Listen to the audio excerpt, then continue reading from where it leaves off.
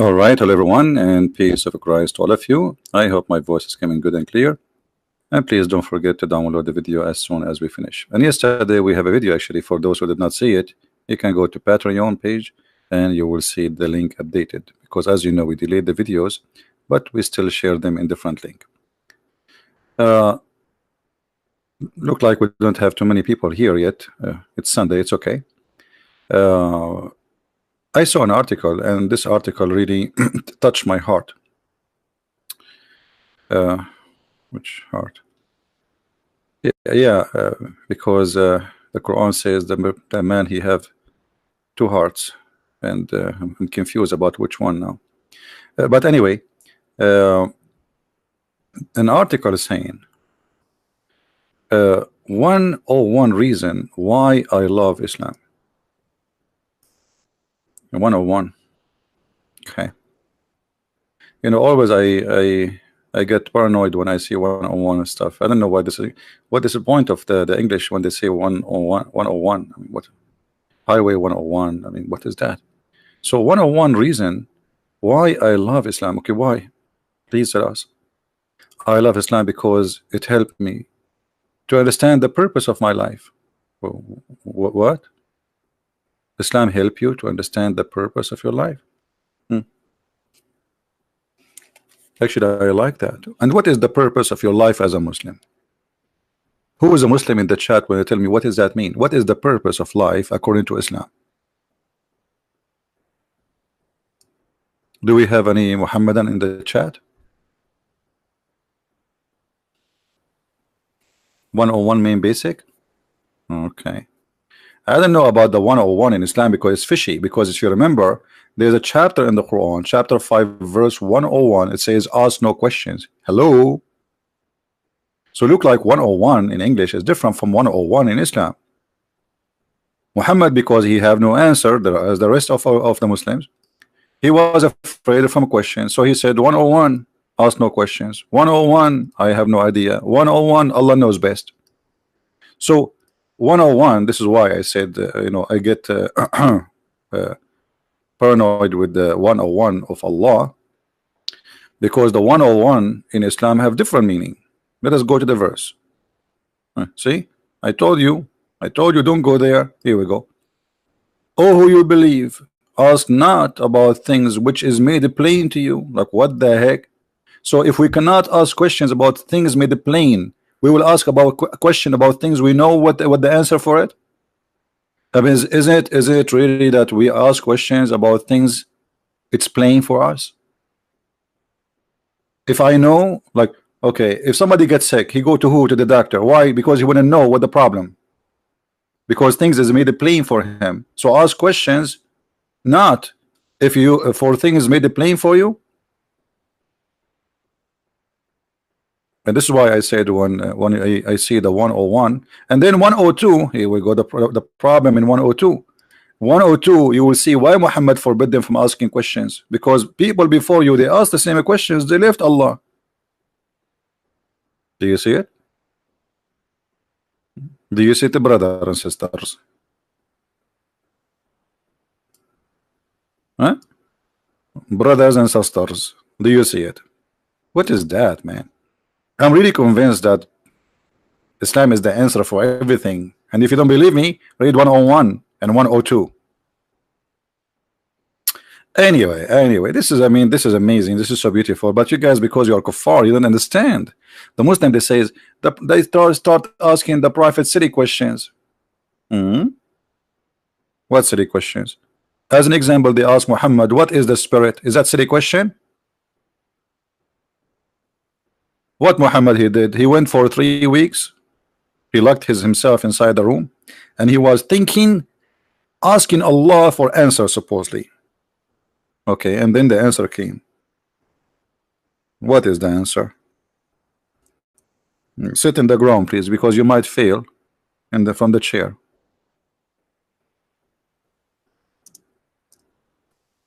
Look at this amazing answer.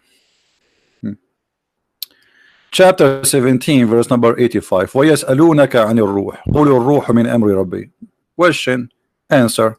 There you go. Look at this amazing answer. They ask you, Muhammad, concerning the ruh, the spirit. Say Allah knows best. This is not the question. They are asking you, what is the spirit? You tell them it's the command from the command of Allah. Allah in control of it. This is not the question. They are asking you, what is the spirit?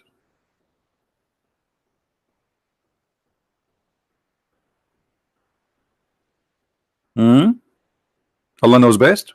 Okay, Allah knows best. We go back to the article 101. As I said, 101. Let us go to 101 stuff. So it helped me to understand the purpose of my life. But hold on. The purpose of your life in Islam is miserable. Why? Because Allah, He says, I create not a human and genie except to worship me and to be my slaves. Let us go to the yellow pages of Muhammad. The purpose of your life.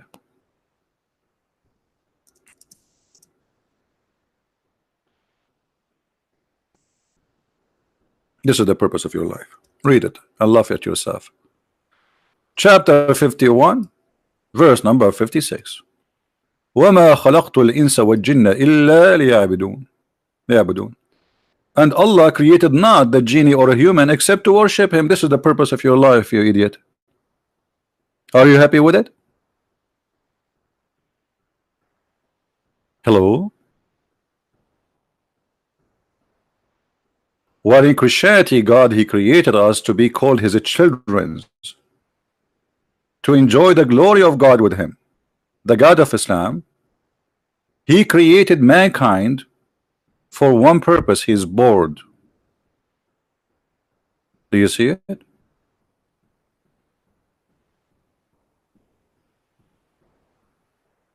What the purpose of your life? And why Allah, He created mankind just to worship Him? In different place, Muhammad, He make it more clear about the purpose of your life, brother. Let me. I don't know how many of you guys is subscribe to my account in Instagram. Subscribe, you will lose nothing. I heard that Allah will give to anyone who subscribe to my account 72 versions. They are in the age of my grandma. I hope that would encourage you. So your prophet said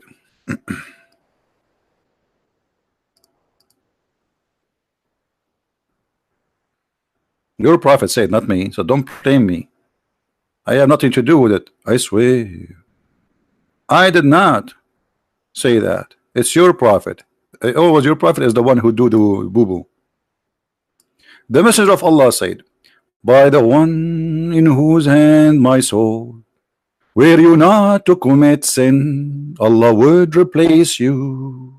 Okay, hold on. Here the translation is stupid, is not true. Let us replace it. Muslim translations never been true. Never. So we have to dig a little bit in the dust, in the mud. Here we go. We found better translation. And this is Sahih. So don't tell me this is weak. Sahih Muslim. By him in whose hand is my life. If you are married, I think in this case you are swearing by your mother-in-law. Or best scenario, it's your wife. Anyway, if you were not to commit sin, Allah would sweep you out of the existence, and He would replace you by those who would commit sin and seek forgiveness from Allah. Okay, so this is the purpose of your life. The purpose of your life, Allah is lonely. He needs you to commit sin. If you don't commit sin, He will slaughter you. Allah will grab you from your neck. He say, you idiot, why you are not committing sin? Say, Allah, I'm being a good guy. I'm not committing sin, Allah. He says, this is not the purpose of your life, you idiot. I created you and I made you because you need to commit sin and you ask me for forgiveness and you cry for me. Otherwise, you see, you have TV, I don't have TV. You watch music, I don't. Music is haram for me. I'm Allah. So what I will do for living? So I created you, so you commit sin, and then you cry, please forgive me. You know what? So if you don't commit sin, you are useless for Allah. That is the purpose of your life. How stupid is that?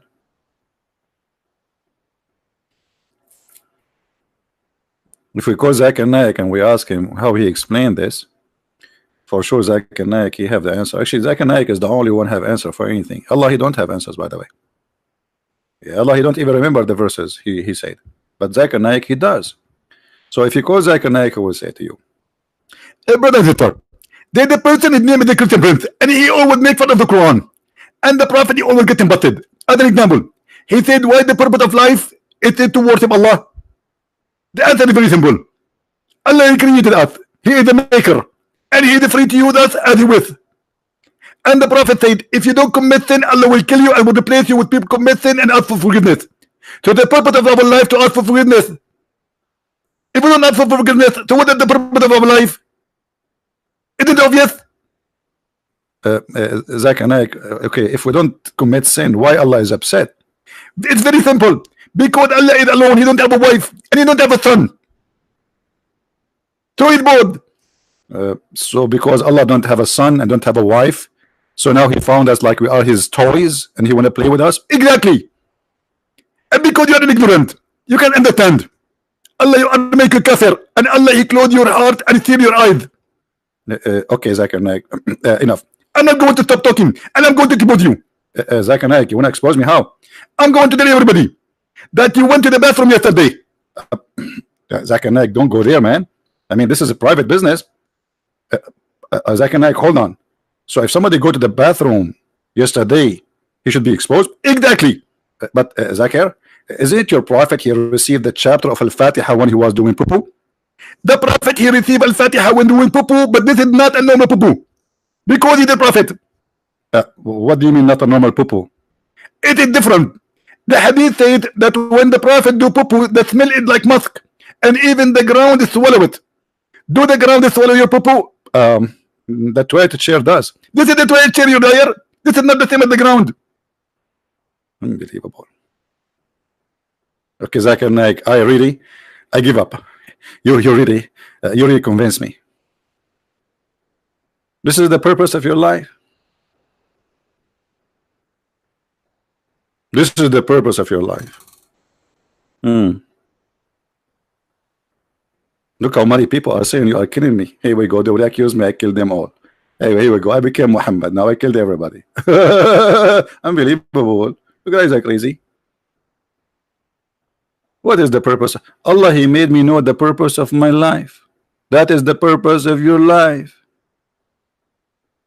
The purpose of your life is to commit sin in order to keep yourself alive so Allah will not destroy you.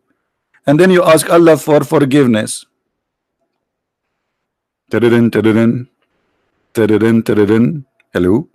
Forgive me. I commit sin.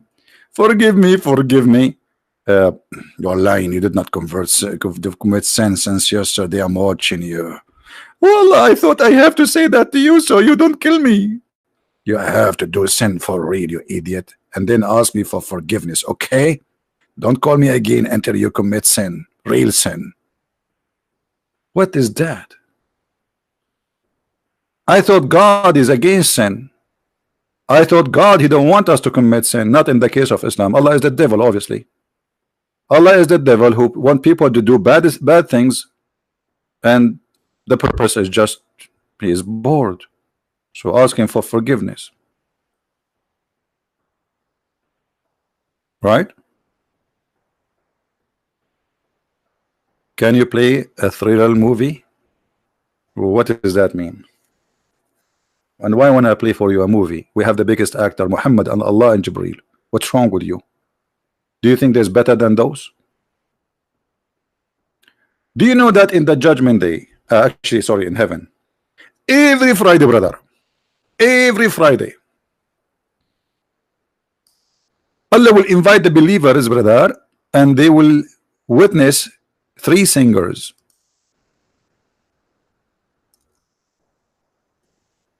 Anyone remember what will happen?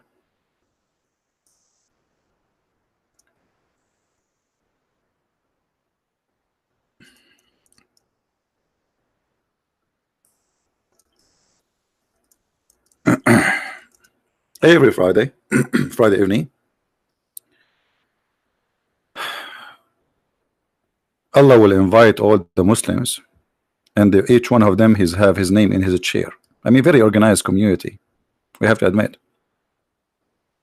And then Allah will ask Prophet David, in Islam he's a prophet, Prophet David, to sing. And David start like la la la la la la la la la la la la la la la. And then Allah will ask the Muslims, have you ever seen better than this? Have you ever heard better than this? The Muslim, they will say, no, we swear by Allah, we did not. Then he will ask Prophet Muhammad to sing, and the Prophet Muhammad, he will start saying,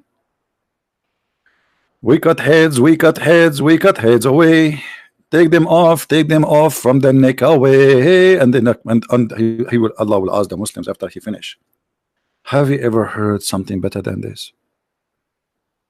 The Muslim, they will say, no way, Allahu Akbar, takbir. And then brother, the final singer will take the stage, Allah himself, and he will recite the chapter of Ar-Rahman. Imagine, brother, Ar-Rahman reciting the chapter of Ar-Rahman. Oh boy, I can't imagine that. What is that, man?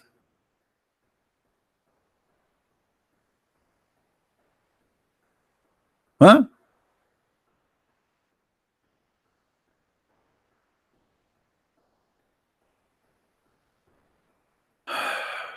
And then when Allah he sing, he said to the Muslims, have you ever heard something better than this?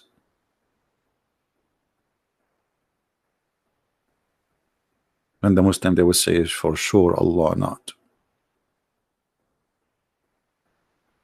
No way.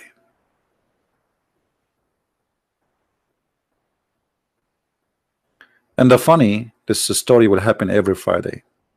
And what make it more stupid, it happened every Friday, because if they heard last week Muhammad, why you ask them, have you ever heard something better than this before? They say no. Well, they heard, then they say that Allah is better. Every Friday, the same song, the same singers, the three of them in the stage. How boring, how stupid.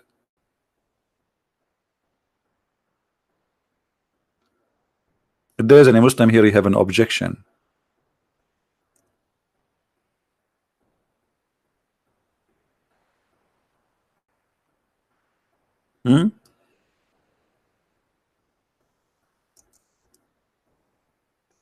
Let me see if I can find you the hadith in English.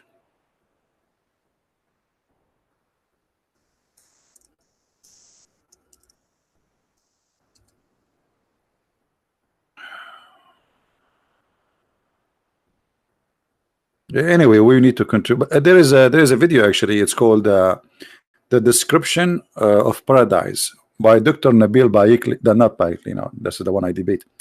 Dr. what? I forgot really his name. Doctor. Anyway, he's an Egyptian doctor from Al-Azhar University.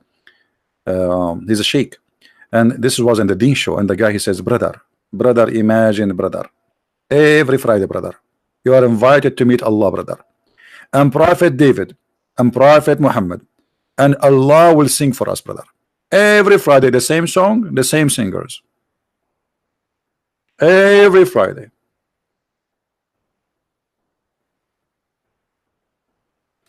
Any Muslim have an objection?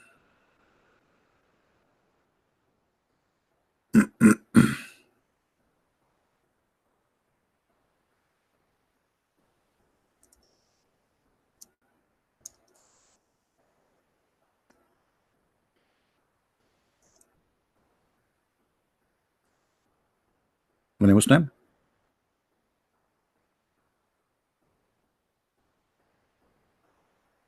So what those articles are for? I find them very, very funny and very stupid. And actually, the purpose of life in Islam, proven to us Islam to be false, because this is against what supposedly God is about. God is anti-sin, against sin. While the God of Islam, he requires you to commit sin, or what he's asking you for, to ask for forgiveness. So you're actually, according to Islam, your sin is the reason for you to stay alive. If you don't commit sin, Allah will destroy you, as you see. By him whose hand my life is my life, if you were not to commit sin, and Allah would sweep you out of existence.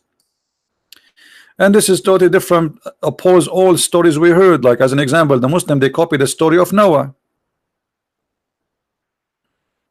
from the Bible. So how God he sweep them out for sin, yet he will sweep you out for not committing sin. So now if Adam was in heaven until now he commit no sin, and he did not need to ask Allah for forgiveness, Allah will sweep Adam and Eve. This is how silly, stupid this cult is.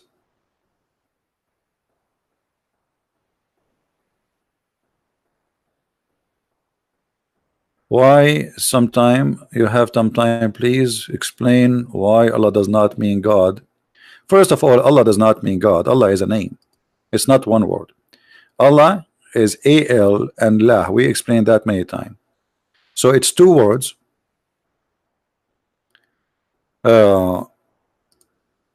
Al-Lah.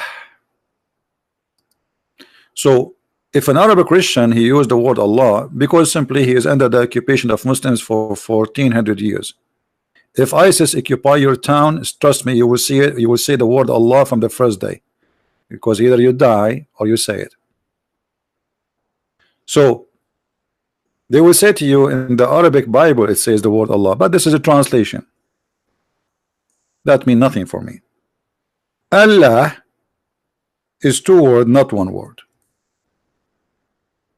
Two words, not one. Al is a word meaning God. La is the name of the God. And you can go right now, search in Google God La, and you will see this is the moon God. As simple as that.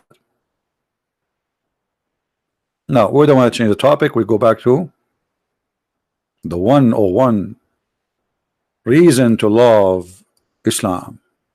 Okay, so the first one got busted. The reason to the purpose of life in Islam is stupid and it's anti-good. For God who created us just to commit sin, otherwise he will sweep us out of the earth. He is evil and he is demonic and he is selfish and he could not find something to play with except us. Number two, I love Islam because it teaches me that there's one God who made me. I feel like I want to cry, man. I was going to be upset, by the way, if the one who made me are two gods. I feel a lot better that it's one. I mean, how silly is that? If he is 1 or 10 or 5 or 7, who care? I mean, look how silly they are. I feel good. So good. So good. Why? Because one God created me, not two. Like, what the heck? This is the reason to feel good? And the creator, he loves me more than anyone. Who says that? We just showed you your prophet saying that Allah created you for one purpose, to be his slave. So he loved you, but he wanted to be your slave. That's too much love. Then I love Islam because without it would not know Allah. If this is things getting complicated now. Because Islam, I know Allah. I thought I know Allah because of Allah, not because of Islam. I mean, you must be the one who wrote this article. He must be a philosopher. You love Islam because that you know Allah. Islam is just a word means surrender. What do you love? I love surrendering. Surrender yourself to me. That's deep. I love Islam because Allah let down his mercy on me and guided me. That's not what the Quran says. That Quran says Allah, he is the one who misguide as you wish and guide as you wish. That's mean Allah is a bad person. If we go in the Quran, we will find this.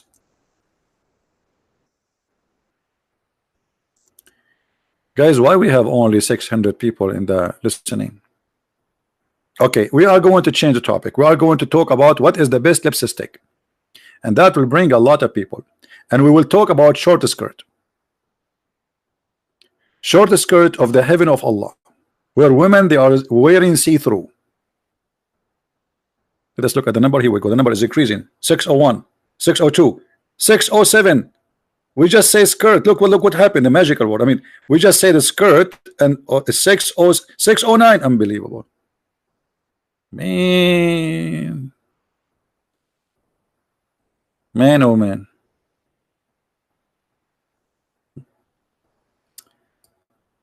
All right. Allah, He is the one who guide you. Okay, so what is this verse?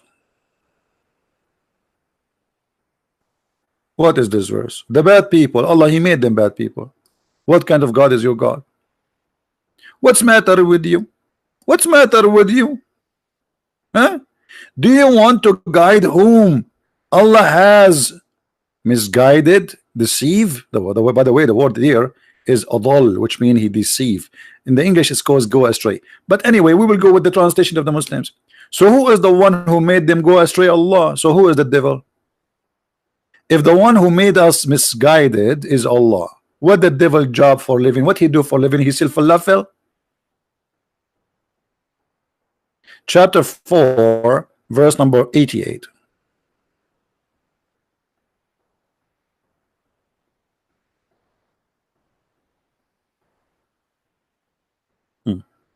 Do we have any Muslim? Are you going to guide? And look at the question, guys. The question is a stupid question. Because if we don't guide those who they are misguided, so we will guide who? The one is guided? Like, hello? The question itself is proving that Allah is a silly idiot. Sometime Allah, He remind me of the Pink Panther. Ta-tum, ta-tum, ta-tum, ta-tum, ta-tum.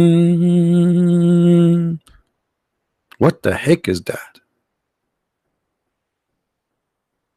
Even the Pink Panther don't do that. Allah, He enter and He found a group of investigators and they say we found a fingerprint. He hold a piece of glass and then his fingerprint is there and he says this have a fingerprint and this one have fingerprint and this one have a fingerprint, and then he took the fingerprint, the real one, he throw it in the garbage, he break it, and he hold it by his hand and he wipe out the real fingerprint. That is Allah. So Allah, He put His fingerprint and He is saying I am the one who misguide, and then Muhammad supposed to want to guide, and then Allah says to Muhammad, are you stupid or what? Are you going to guide the one who I made him misguided? Misguided.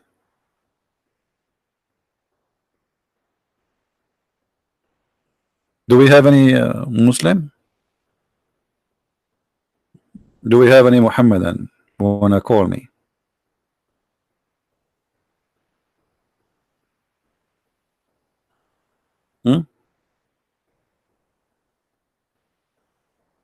Hello?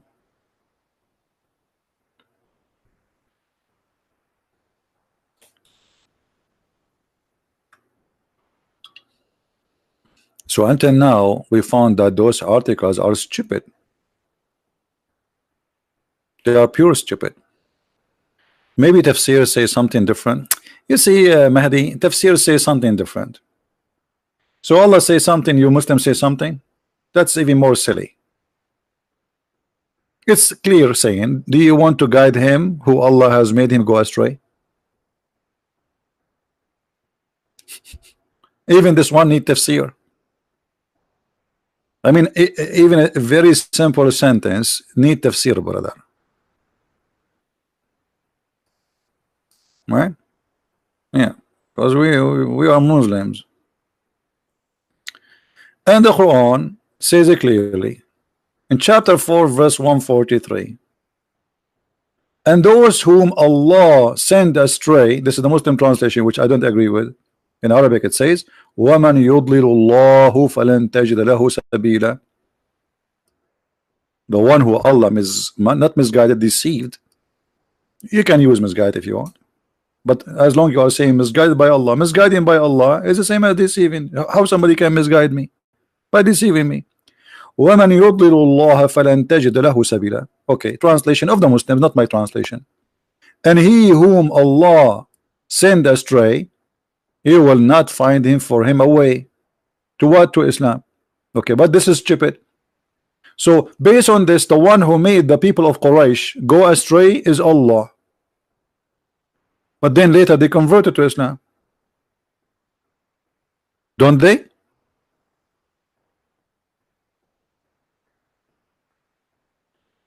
Any Muhammadan?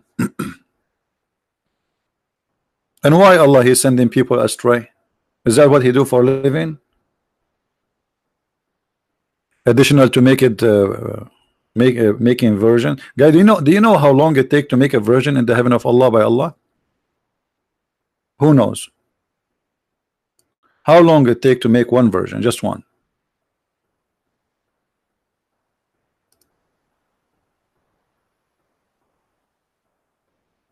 Anyone knows?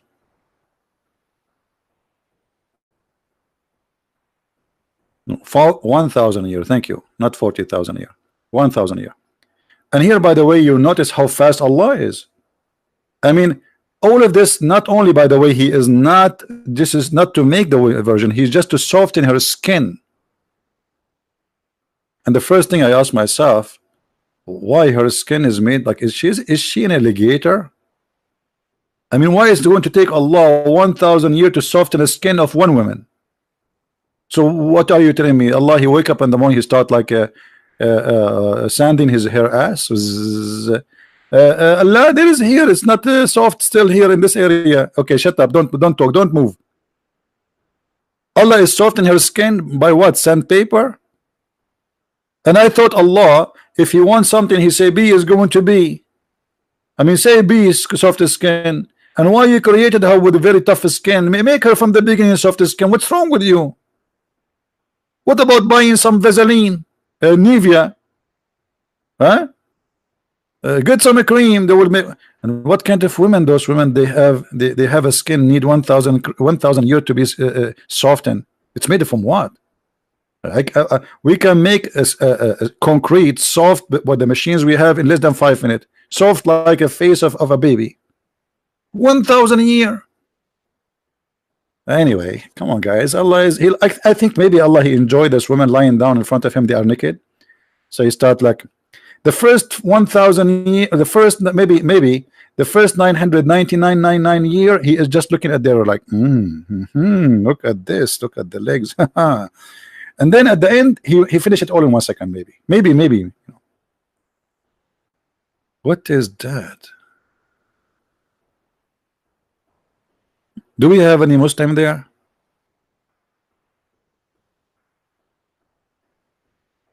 You know, I will believe Allah if he's trying to make Arabian people without hair like me. It's going to take 3,000 years, not only 1,000 years. That is possible to believe in. Each time I go to swim, they kick me out from the swimming pool. They say you cannot swim with your clothes. I'm not wearing my clothes. It's my hair. Unbelievable. And this is, by the way, this is why I don't debate atheists. An atheist, he will look at me, he says, look at you. Here we go. We can prove in a 2 seconds that the origin of the monkey is a human. Look at you. And we will lose the debate immediately. So do we have any Abdul here, or we are out of Abdul today? Any Abdul? Please don't say unbelievable. This is mine. I mean, come on, guys. I know 2 English words, and you take it from me. Potato and unbelievable. And now you guys are using it. So what I will use? I am the same as Allah. I made the Quran in Arabic, but most of the Quran is made in the foreign words.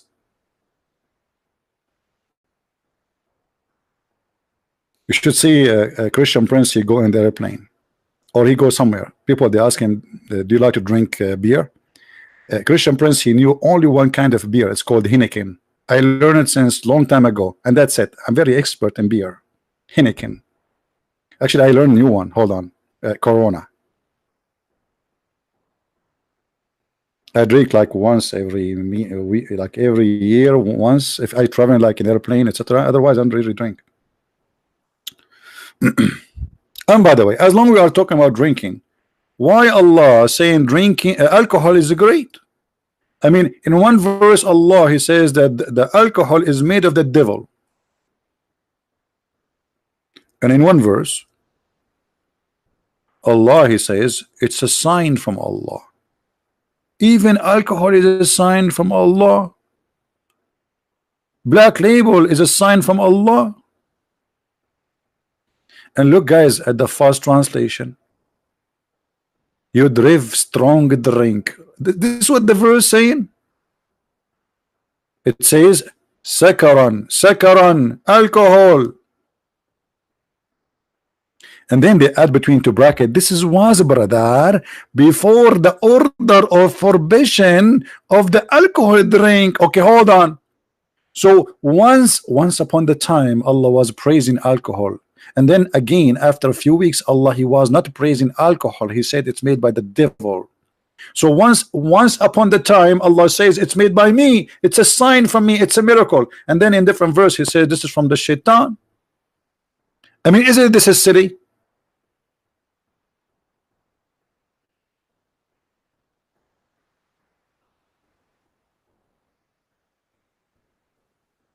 How is everybody? Everybody is doing fine? If you are not doing fine, we will call Zakir Naik for you. He's a doctor.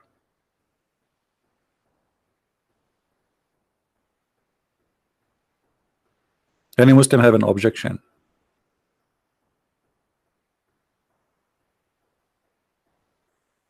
Thank you, Ronnie.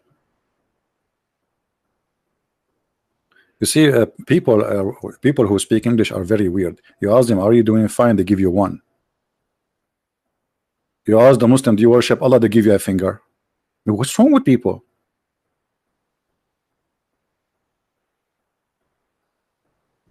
Hello? I mean, the body language is weird sometimes. What this finger is about?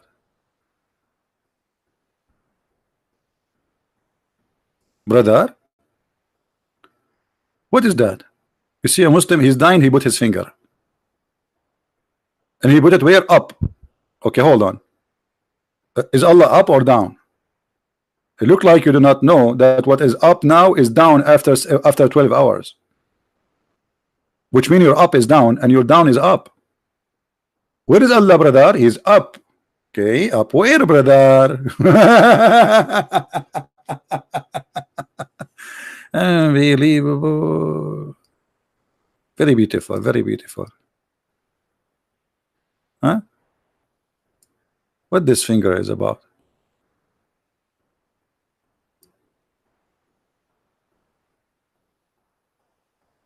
So until now, really, we could not find any Muslim who can say something good for us about Islam.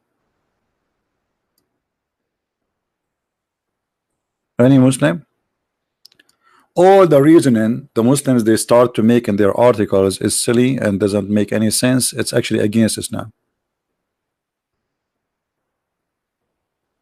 Another reason. I love Islam, brother, because it teach me to say the truth. Really? Islam teach you to speak the truth. Are you sure, Abdul? Do you like to call a friend Abdul? Who is a Muslim agree with this? Who is a Muslim agree with this? That Islam teach you to speak the truth. Anyone? Hello?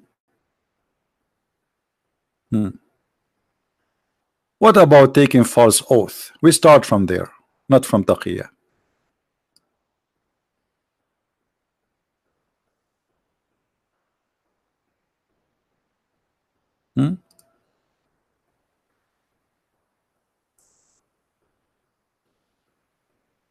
In Islam, you can take an oath, false oath.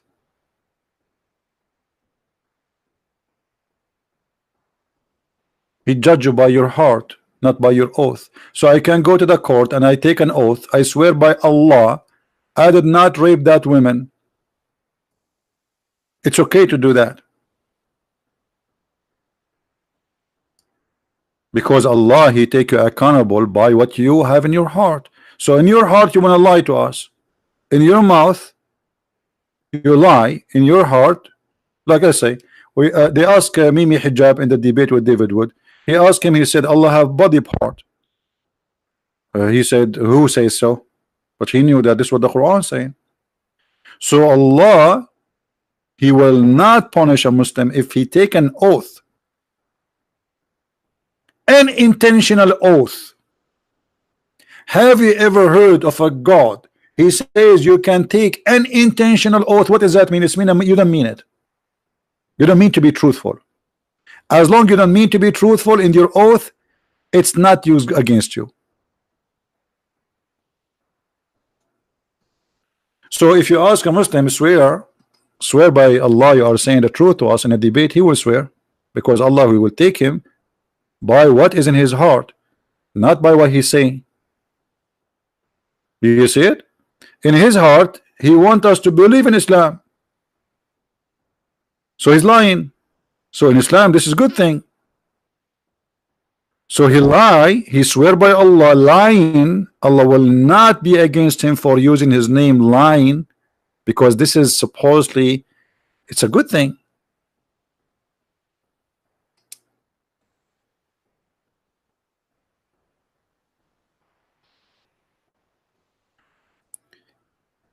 Do we have any Muhammadan have something to say? And exactly how an oath can be unintentional. You see, Jesus says either you see nay, yea, yea, or nay, nay. You don't take an oath, and anything else is from the devil. People who they are always truthful do not need to swear. Swear is for somebody who always lie, and now he want to make you believe that now he is saying the truth, but usually he's a liar. So he swear. Allah have a different teaching that you can swear using the name of Allah, lying to people, and Allah will not judge you by what you say. He judge you by what you in your heart.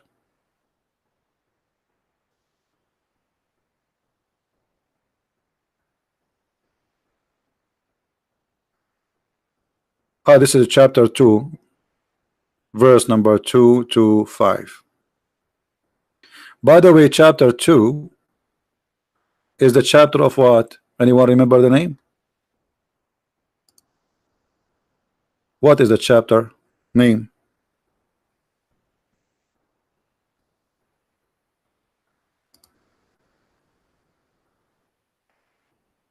Anyone remember? Nobody remember? The cow. Exactly. Very beautiful.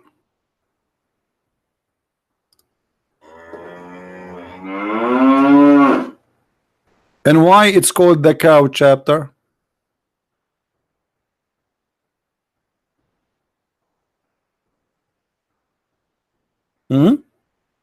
Why it's called the cow chapter? Who is a Muslim want to help us?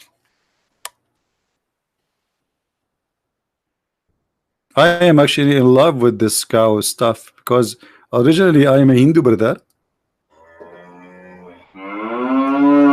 Man, I think this cow is a special one. She have like, say it again, please. I think she is saying like, I mean, like it's a, like, don't wake me up. I don't know why it's called the cow chapter. Muslims, anyone can help us? No, the cow chapter called the cow chapter because simply there is a guy. Okay, guys, sit down, sit down, sit down, kids. Everybody sit down. Bring your popcorn. Do you want me to tell you a story? Be honest. There's a guy, he was killed by somebody, violent killing. And then they brought the story to Moses. And now Moses want to find the killer. Who is the one who killed this person? And because Allah is Almighty God, He come with a new discovery that if you beat a person with some beef, he come back to life. So he told Moses, bring some beef and hit the guy with the beef.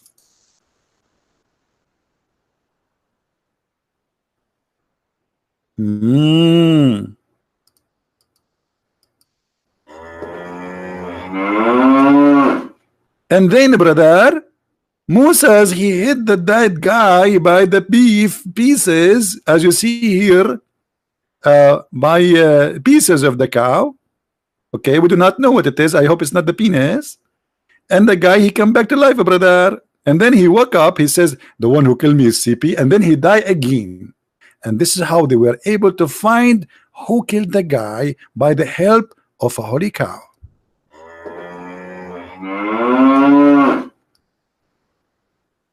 I'm really impressed. That's so beautiful story. Must be true.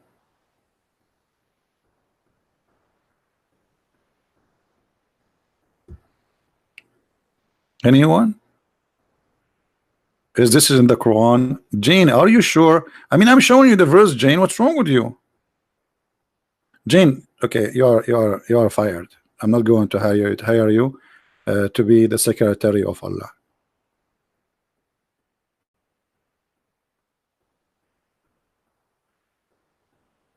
Actually, once I went to the FBI headquarters, brother, and in the first floor there is a big refrigerator. I asked them, what do you have there?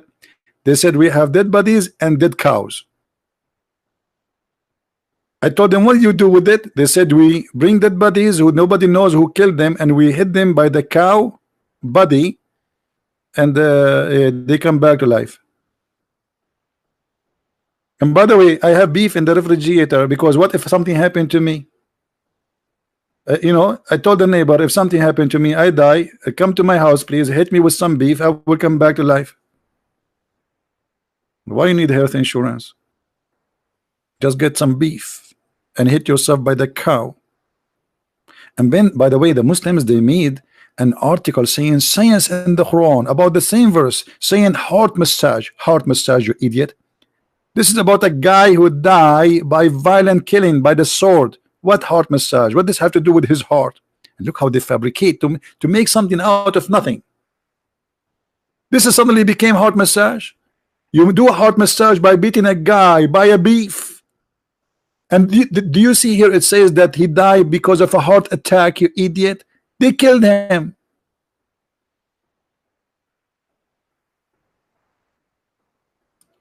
And guys, I love it when Allah, He says, and remember what? We were not there, you idiot. Who is remember? Where you get the story from?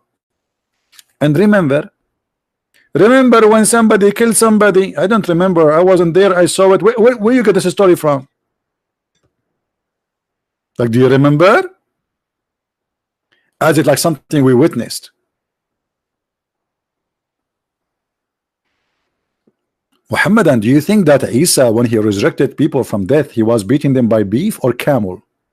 Or maybe sardine? You never know. It may be tuna. Huh? Do you think it's possible to be ham?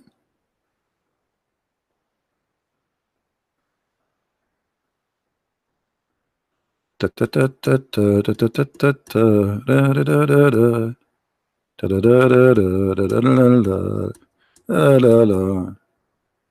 know what? I'm glad nobody gave this idea to Mr. Bean. Otherwise, he will make a program about it. He go there's a video of him, one of his program. He go in the funeral. If Mr. Bean he knew about it, he would bring some beef and he would start beating the guy. Mr. Bean.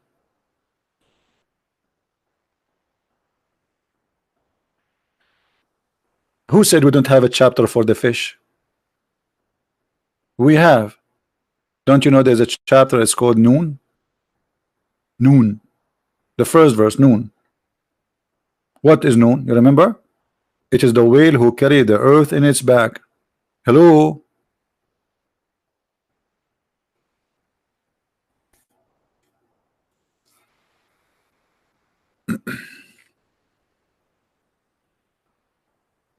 Do we have any Muslim? No, actually, the Quran is like a sardine. You know, you have a chapter of the cow, chapter of Noon, the whale story, the spider, Al-Ankabut. Okay, why they call this one Ankabut? Anyone knows? Why they call it Ankabut?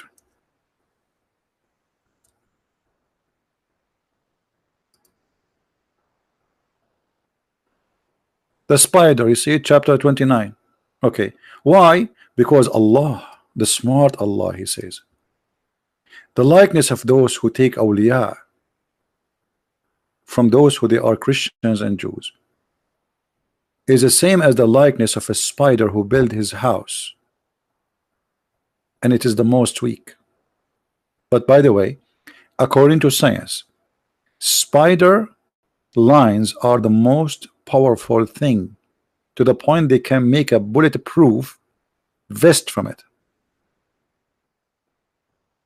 So Muhammad, he thought, okay, you put your hand here and you destroy it, but the fact the spider lines are very powerful. Look how thin it is, but it carry the whole body of the spider so easy. It's made from amazing material which can extend and will make you in trouble if there's a lot of amount of it. You see, because of our size, a spider web is not dangerous for us. But imagine if the spider web really bigger, a lot bigger than us, then we will be trapped. And it's going to be impossible for us to break it. You know what I mean? The spider web is easy for a human being to break because of the size of the web and our size, how heavy we are. So the spider web is made for insect. But imagine if the spider were really huge and they have a huge web like them, then the spider, he can trap you in his web, and it is the most powerful chains you ever can encounter. By the way, do you know why the spider are not big? Who knows why? Why spiders are small? I mean, the size we have, I mean, it's not too big. Anyone knows why?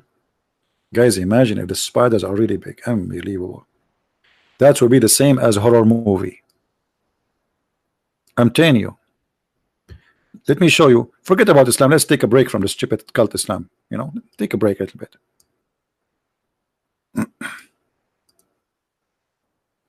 To be honest with you, I'm sick of this. But I mean, who will go to clean the garbage? Nobody. I have to do it.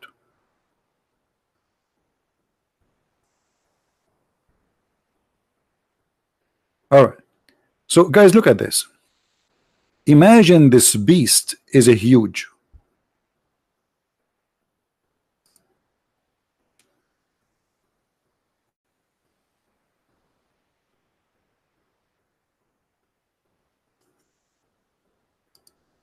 You guys, you have no idea what this earth contains. This is a beast. This is a very horrifying beast. Terrifying. So imagine this beast is in a big size. Big, like maybe an elephant or even bigger. And actually, all what take those little insects to go huge is to change the average of oxygen in the earth. And then all animals will be so big, especially insects. Very scary, isn't it?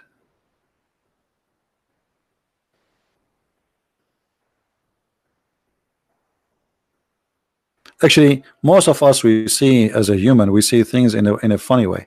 As an example, when you see a little tiny bird, what do you see? You see something cute, right? Bird, look how beautiful. But for different creature, a bird is a beast, literally.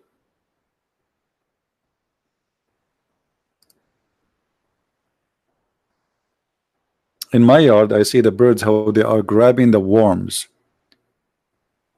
So how the worm she look at the bird? Do she see him cute? You know what I mean? So how we see things is depend what is that thing is for us. If we are the food of the birds, then we will call the birds the beast. But because they are small, tiny, and they cannot hurt us, so we say they are cute and they are beautiful. But in fact, those are little beasts too. Most of their food is meat. Most of their food is literally meat.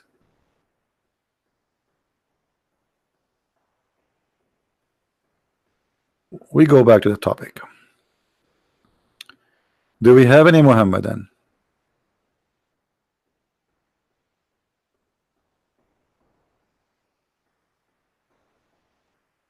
Can worm hear or see? No, I'm saying no, though it's not about hear or see. But imagine yourself, you are an insect, let's say.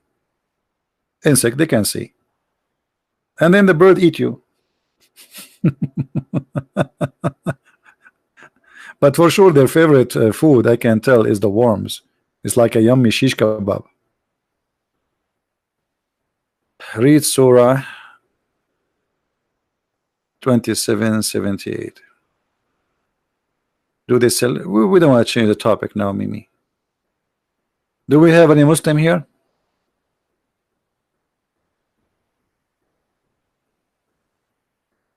Anyone?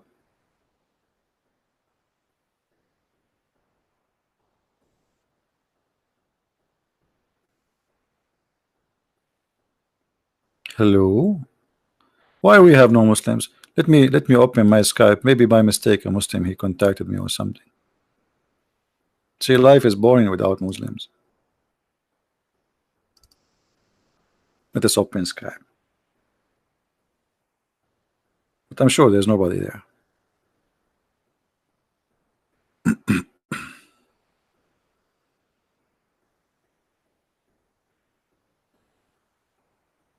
Nobody. No Muslims.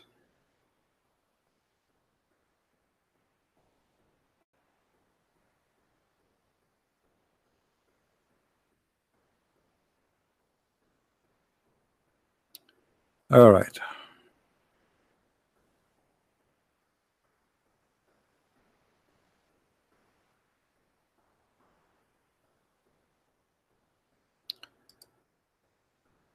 Any Muhammadan? So you know what the purpose of our podcast today, to show you that when Muslims they made articles about what is beautiful about Islam, all their claim is a lie. I cannot find one thing is truthful in this article. And actually, if there is any Muslim in the chat, he can point for me one of those. Until now we read 1, 2, 3, 4, and we prove all of them they are lie. I love Islam because teach me to speak well or keep silent. Really? Was your prophet speaking well when he says kill the Christians and the Jews? Was your prophet speaking well when he says the most person Allah he hate is a black man? Was your prophet speaking well when he says kill every black animal? Kill every black dog? Was your prophet speaking well when he says the one who is proud about his heritage, tell him to go and bite the penis of his father? No screen? Okay, sorry. Islam teach you to speak well? Islam teach you to say that the Christians are najis, dirty, filthy, kuffar, the worst of the creatures, same as the Jews, same as the Hindus, same as the atheists. Islam ordered me to either to speak well or keep silent. You made me cry, brother.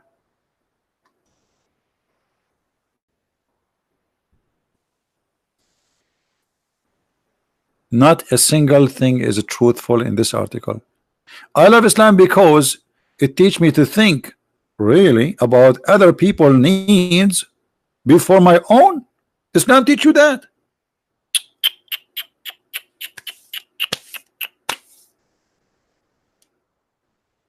I thought Islam says that the best of the booty is for the Prophet.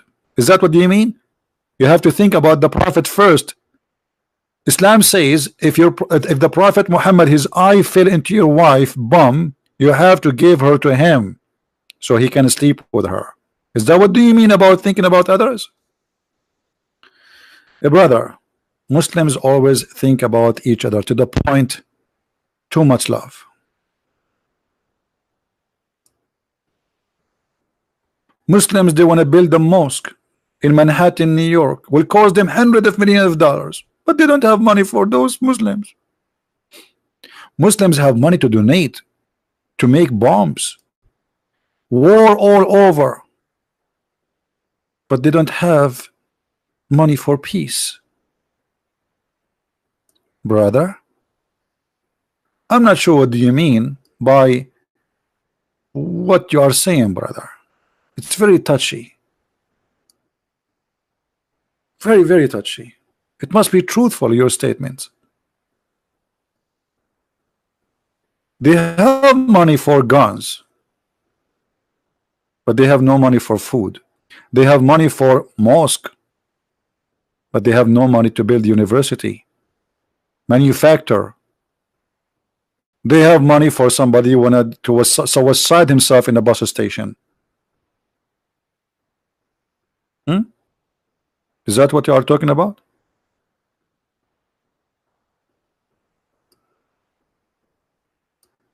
Why you want to build a mosque will cost you $100 million at least in Manhattan, when $100 million can feed all the Muslims in Somalia for a year?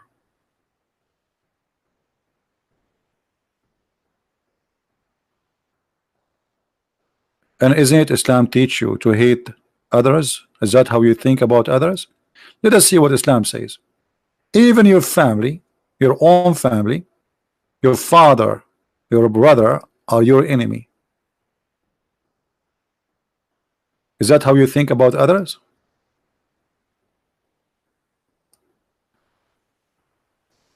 That you cannot take your father and your brother as a friend? And why? They are the evildoer. See, the translation here is very stupid. Just because they choose to disbelieve in Allah, suddenly you became an enemy for them.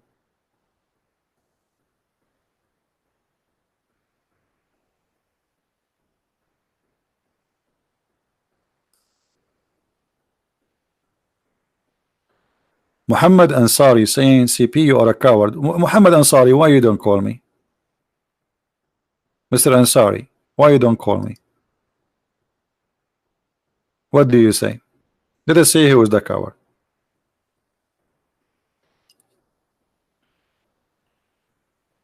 Huh? Why you don't call me? Let me tell you who is the coward. The coward is the God who cannot defend his prophet Muhammad, but yet when Jesus he had risk according to Islam, Allah he run with Jesus. That is a coward behavior. The Christian Jesus, he did not run from the cross. The coward Allah, he ran away with Isa. That is a coward behavior. The coward Isa, he asked one of his followers, as one of the stories of the Muslims, to take his place. That is a coward behavior. The hero he run, somebody else die for him. Your prophet Muhammad, he asked his cousin Ali to sleep in his bed so Muhammad he can run. That is a coward to make a child risk his life to save you. Right? Heroes, they die to save children, not the opposite. Your prophet, he asked a child to sleep in his bed, so supposedly if they come to kill him, they will kill the child in the bed. Who is the coward?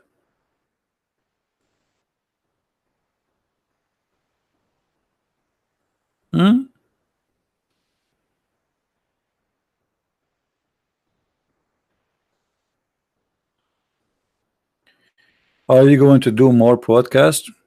I don't know. You know, for me, they invite me. I said no problem. They are good people.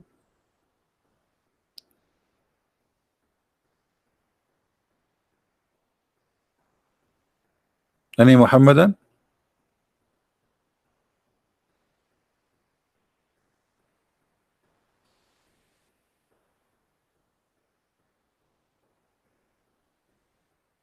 Anyone who is a Muslim would like to say something to us useful about Islam?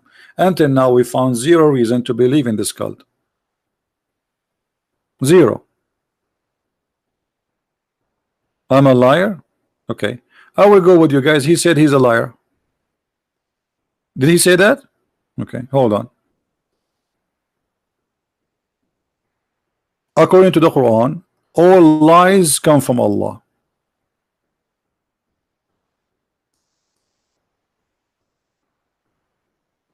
Is lying a bad thing?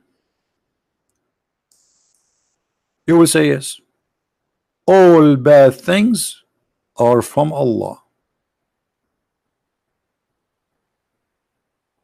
All evil stuff is from Allah.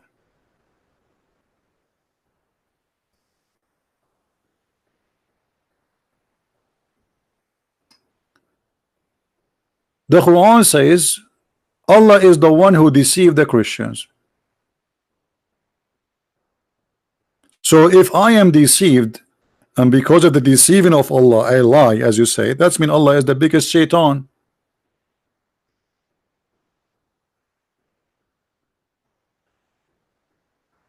Are you there? Are you against this? Are you against the Quran? The Quran says Allah is the one who misguided us. He is the one who deceived us.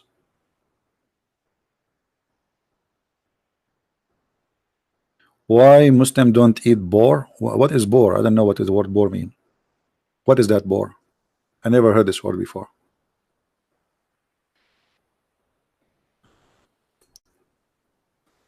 I'm drinking tea, guys. Somebody want some tea? Halal tea.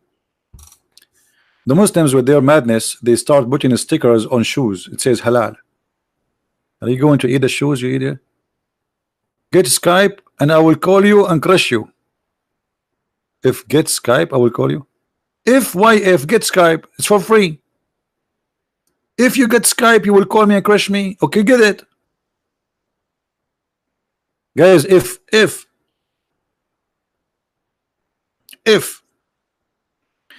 I got the Skype, if I got Skype, I will call you and crush you. If got Skype, if I got Skype, if Allah is God, He can crush me too. You want 2 days to get Skype? Okay, 2 days. He's a Muslim. He is using the internet of the neighbor, the Wi-Fi of the neighbor. I understand, brother. All of them to do that. A Muslim, he will come to your, he will send his wife to your house. He say, hey, how are you? Do you buy some stuff? Where you buy it from Amazon? Oh, really? Okay, let me search. What is the name? What is the password for your internet? You give her the password because suppose she's in your house. You want to search. She go home. Okay, we got the password. No need for internet, brother.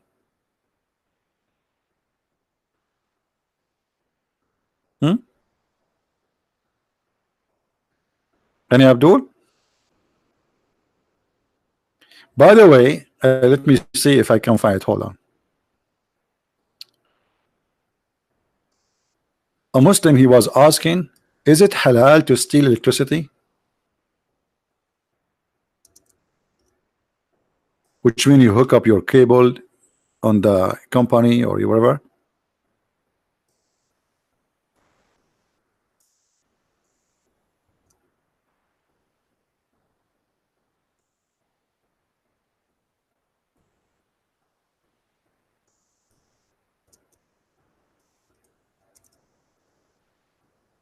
Let us see.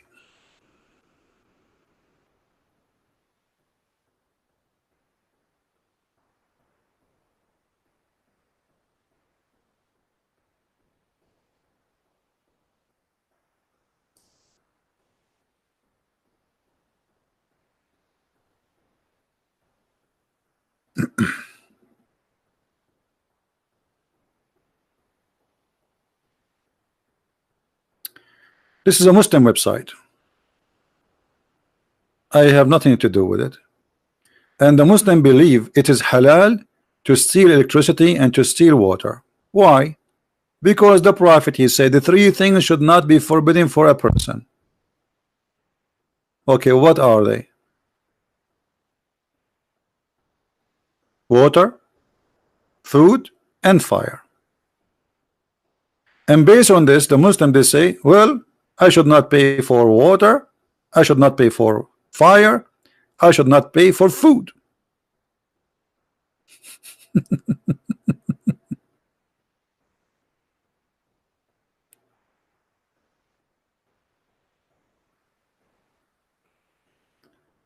uh,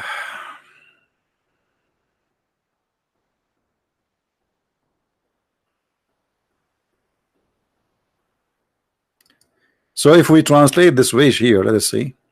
The question is it right, it's halal to steal?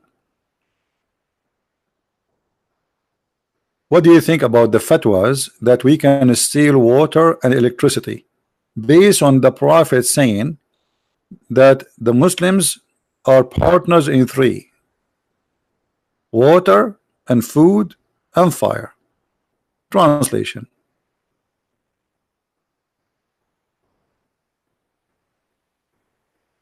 Do you see it? Islam permits theft. He will hook up his line to the water company from behind the meter. He will hook up his cable electricity from behind the meter. And if he can get food for free, he would do that. If he can get gas for free, he would do that. It's halal.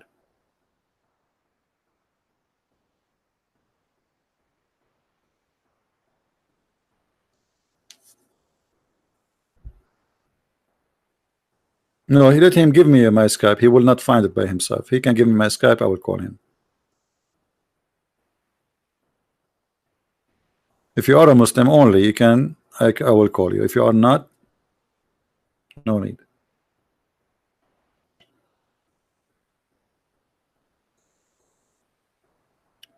Do we have any Muhammadan? And look, guys, look at this religion. I mean, why even this is a question unless it is very widespread that they practice it? Especially here, they are speaking about stealing electricity from Muslims. If it is not from Muslim, there's no need to question. You can. Here is asking, is it okay to steal from Muslims? If he is not a Muslim anyway, yes, you can.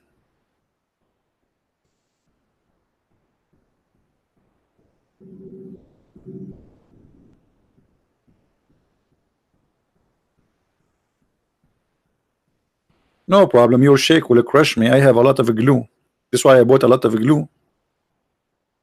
I went to Amazon and I told them I want to glue.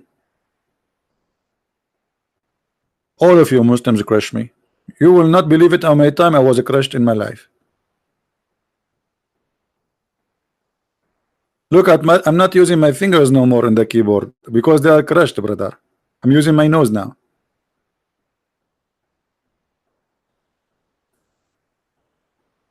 Who is a Muslim have the courage and the knowledge?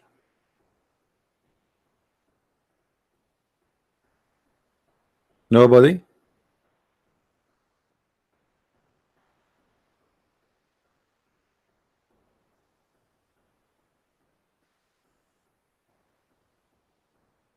What was her name? Who her name? Who?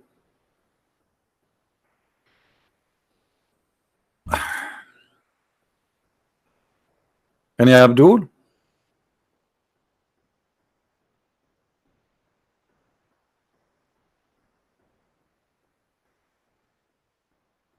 Ah, your Sheikh Abdul Wadud, he will bust me. I remember Abdul Wadud, very smart.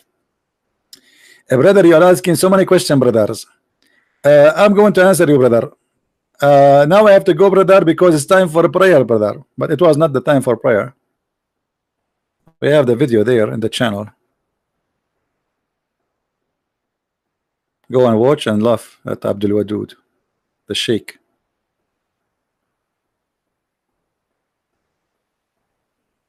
Shall we play it again? Just for fun?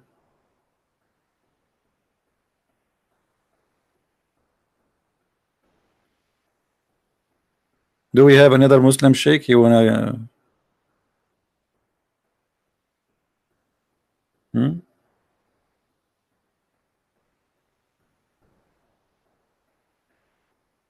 Who is a Muslim sheikh? What? Yes, you want me to play Abdul Wadud? Come on, leave the guy alone. The guy is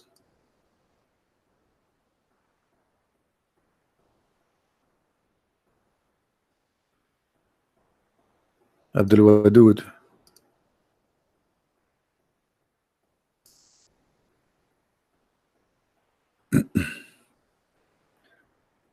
Let us see Abdul Wadud.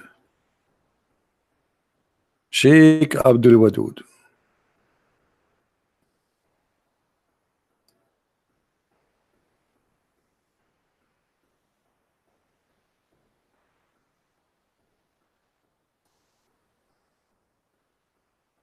Sheikh Abdul Wadud.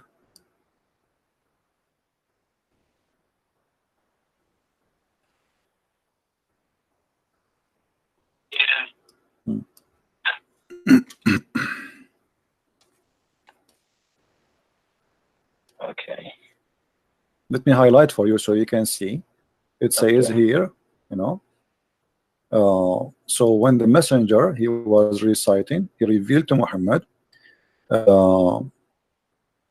to him Surah An-Najm by the star when it saith, Surah chapter 53, the messenger of Allah bless him and give him peace recited it, but when he reached have ye thought upon the Allat and Al-Uzza and Manat, the third, the other, chapter 53 verse number 19 to 20, the devil put in his tongue that he had secretly wished and hoped for, and said, these are the mighty grants, the Gharanik, and their intercession is to be hoped.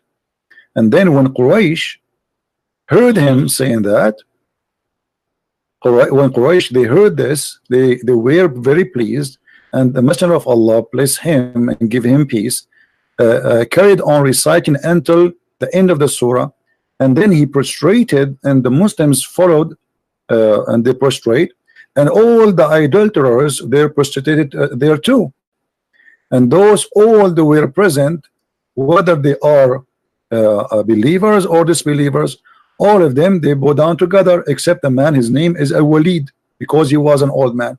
So your source, my friend, saying clearly that you're a prophet, he worshipped the three daughters of Allah, he granted them prayer, and he was teaching, claiming that Allah taught him to say that the three daughters of Allah, they are to be worshipped and ask for intercession. What do you say? If you look at the translation, right? The translation is telling you the messenger of Allah, Allah bless him, gave peace and care on reciting the end of the surah. So that means that he was reciting Quran and he went to sajda to Allah. He didn't do sajda to the Lat and Uzza. Yeah, but he mentioned already he mentioned that Allat and Al-Uzza, he acknowledged them as their intercession is a must, and then he bowed down after the end, no problem. That was the problem. That was the problem at that time, that the Mushrikeen in Makkah, they were worshipping Lat and Uzza. And your prophet, he worshipped them, as you see, he mentioned their names. He was reciting the verses of Quran. Okay, what he said, he said that the three daughters of Allah, their intercession is a must, right? So your prophet, that was the must for the Mushrikeen in Makkah. Yeah, but he is the one who said that.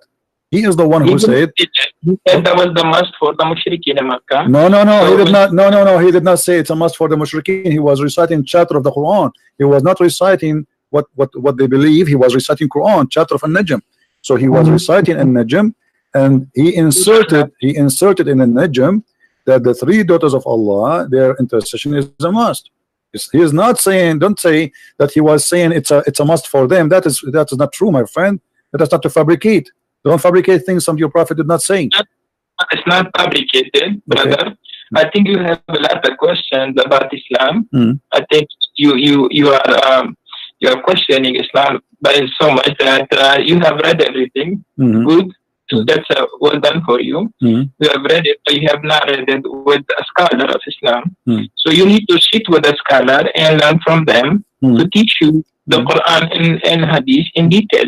So you can know what Quran and Hadith really is about. So you're asking me now to go and learn from the scholars. I thought you are a scholar, you are a sheikh. Yeah, that's what I'm saying. So as long as you are a sheikh, why you are changing what is written there? It says that the prophet, he said that the three daughters of Allah, the Garaniq, their intercession is a must. At the end, he bowed down, and all the pagan, they want to bow down together. And not only that, the people of Quraysh, they said, we never heard Muhammad creating our gods as much as good as today. So here we go. He agreed them. He said their intercession is a must, and he bowed down at the end, which means he bowed down for whatever he said. Whatever he said in that chapter, he bowed down and he started worshiping. He said that the three daughters are included in his prayer. He pray. He's saying, reciting Quran, and then he says the three daughters of Allah, their intercession is a must. And then at the end, he bowed down. He bowed down for what? For every word he said before he bowed down. So yes, he bowed down to the idols, the three daughters, and as you see, even the Quraysh, suddenly all of them together, they are worshiping the same God. And not only that, they said Muhammad, he never mentioned our gods as good as today before. And this is why people, they thought that Muslims and the Arab, they became united because now they are worshiping the same God, and it is Allah, and it is the daughter of Allah. So don't tell me go and ask the scholars. You claim to be a scholar, and this is a scholar. The one who's talking here is a scholar, by the way. This is Asbab al-Nuzul. This is not my book.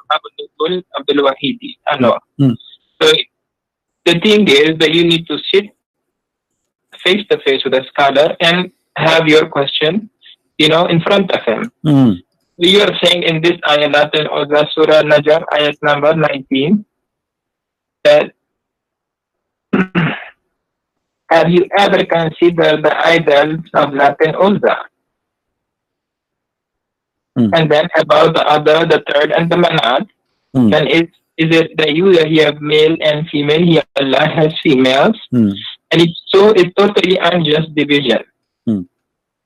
And after that, there is nothing but the names you and your forefather have invited. Allah has sent down no authority attached to them. They are the following nothing but conjunction, and what their soul desire, while guidance from their Lord sorely reach them. Yeah, but the question, my friend, the Quran is saying now that Shaitan.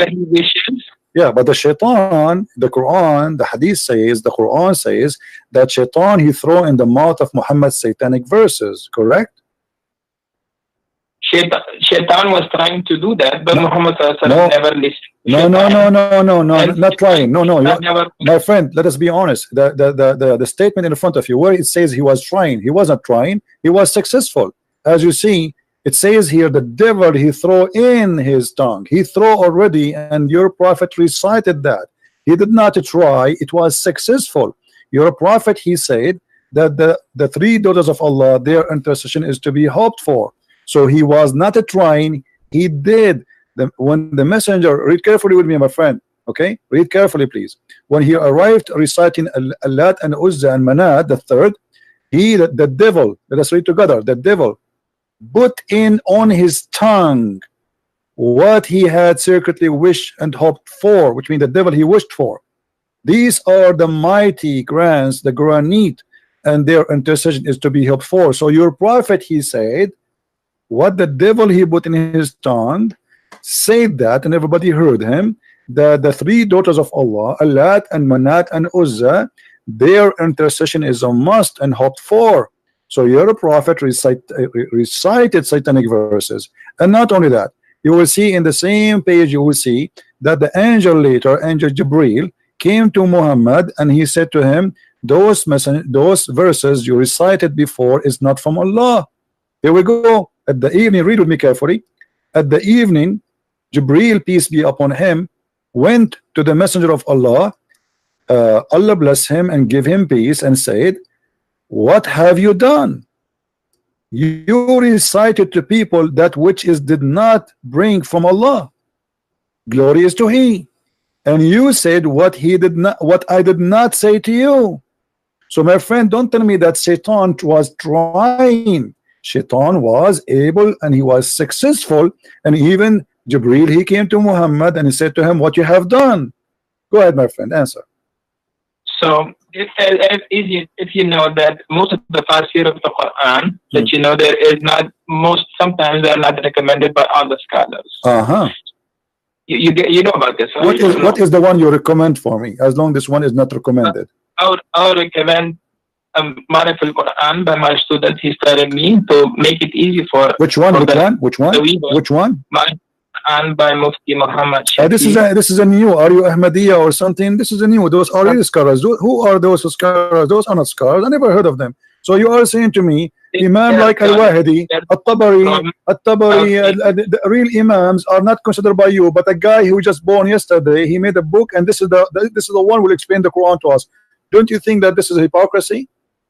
It's not hypocrisy. So how you don't accept the scholars? How come now this guy you are calling him Mufti? He learned his religion from who? From those scholars. So how now he can explain the Quran better than them?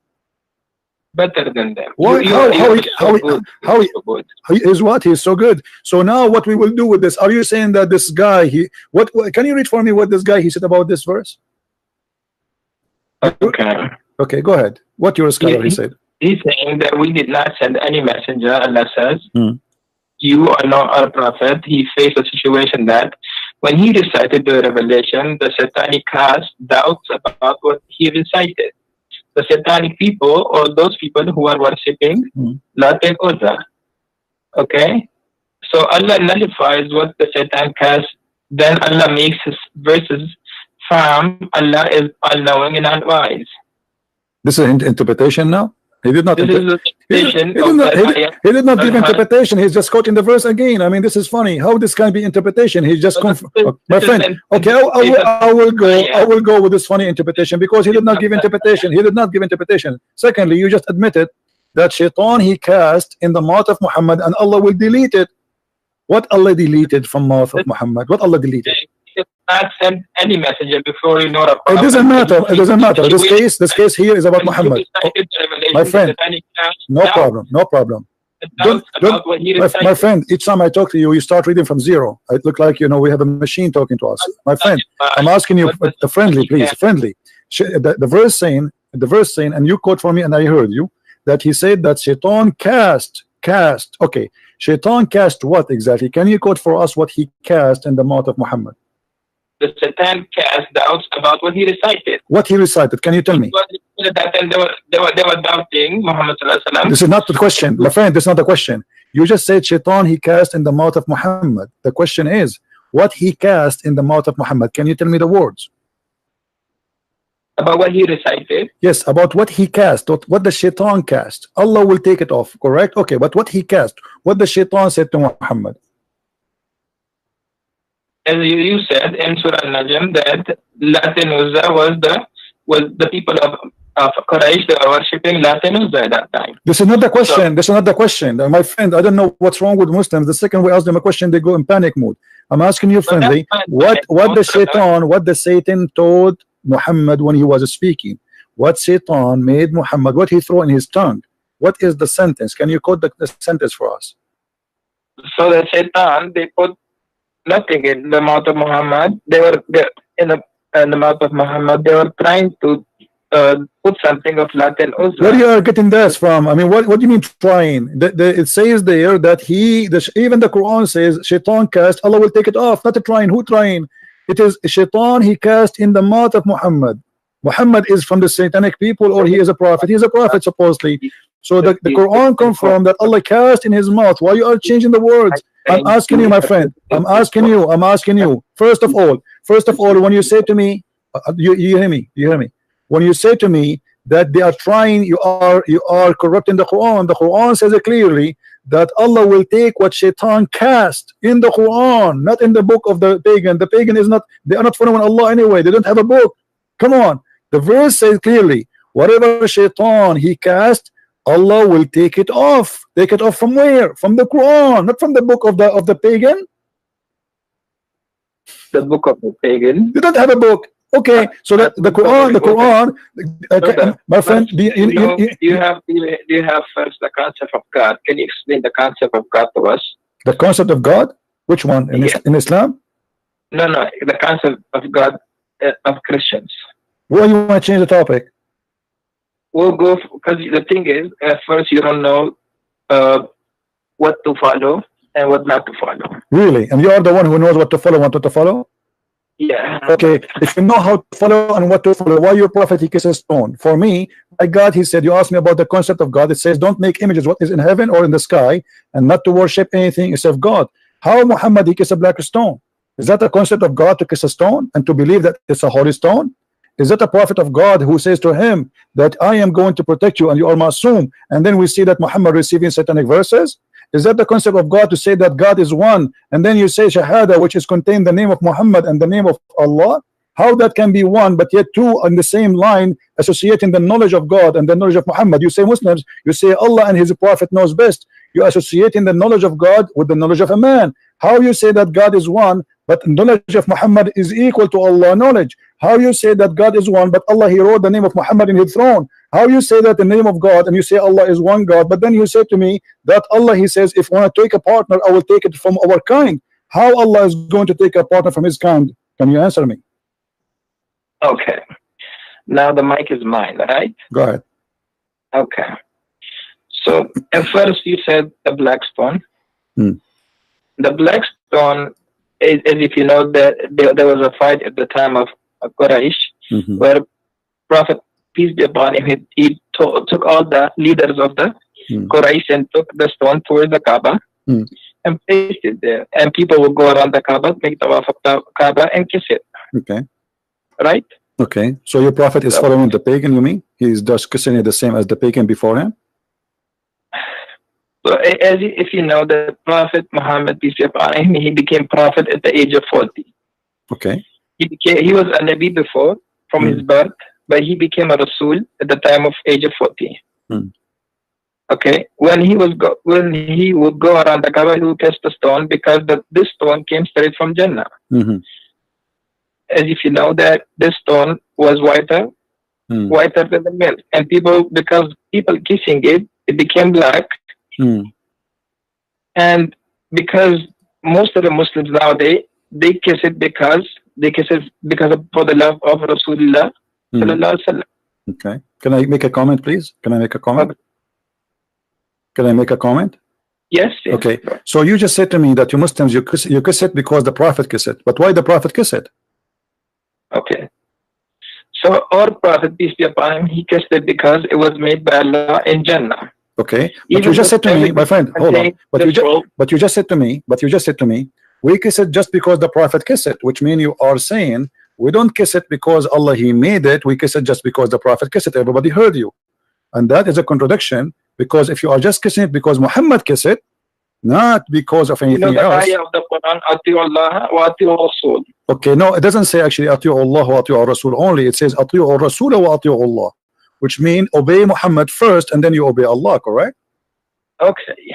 So how, if you know the ayah. Yes. So how you say Muhammad is a prophet when the Quran says you have to obey Muhammad first before you obey Allah?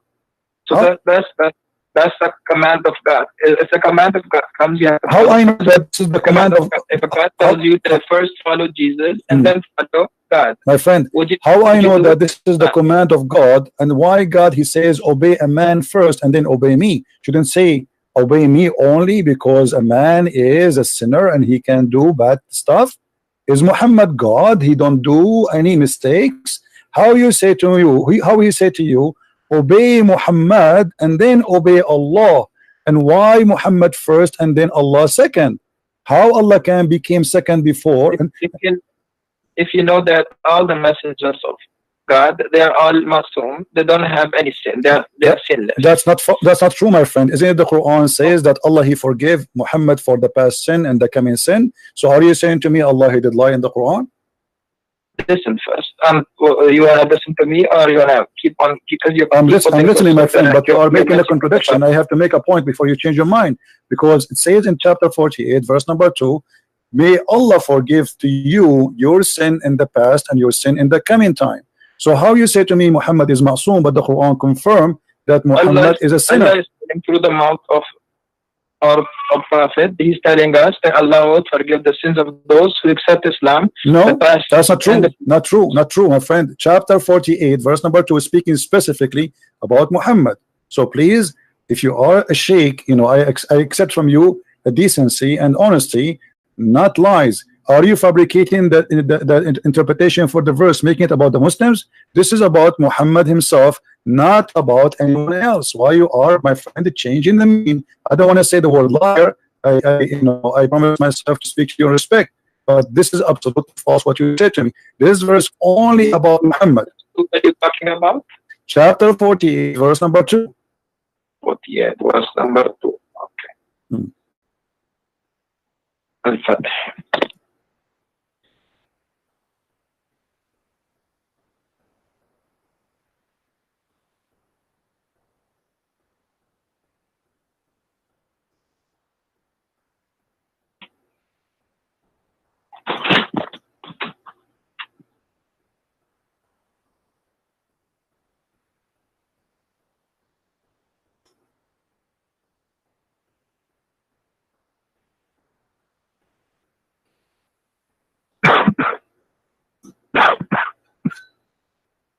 Take it easy, my friend. Drink some water, please.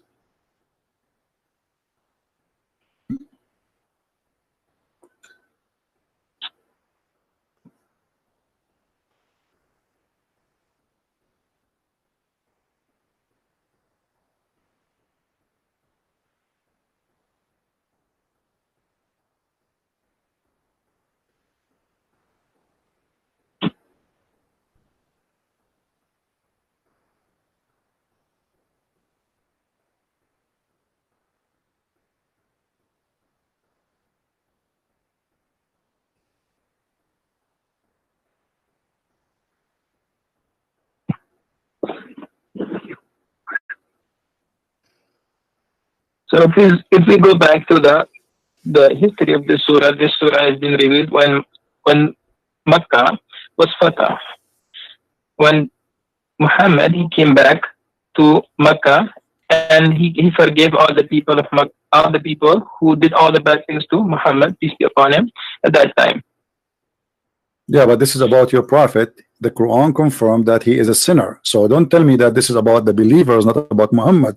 So now we correct the thing. Thank you very much. So the Quran confirmed that Allah may forgive the sin of Muhammad and his in the past and the one to come. So how you say to me that the prophet protected, but yet he is a sinner? And the same time, that would be a contradiction, because how he said to us, obey Muhammad, he is a sinner, obey him. Obey him. Whoever obey Muhammad, obey me. But now I have to obey a sinner. That will make me obeying God. But if you are a sinner, that means I have to obey any sin you do, because you are a sinner, you are not perfect. Are you Muslims saying that Muhammad is a perfect God, but he is a man? We're not saying that he's a God. Okay. We're saying the prophet of Allah. Okay, but you are saying to me, he's Ma'soom. What Ma'soom mean? Ma'soom does not make mistakes, correct? Yes. Okay, but how he don't make mistakes, but he do sin? Sin is a big mistake. Sin is a big mistake, not a mistake.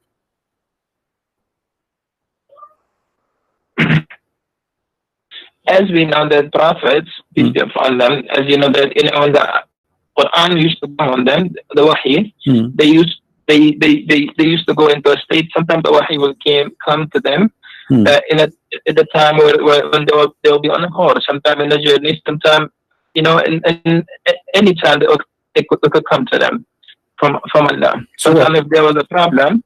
So if you really look into the Quran, and you have so many questions, I know that you anytime if I speak, you will keep on asking questions. You know, we are not asking questions. We are in the topic, my friend.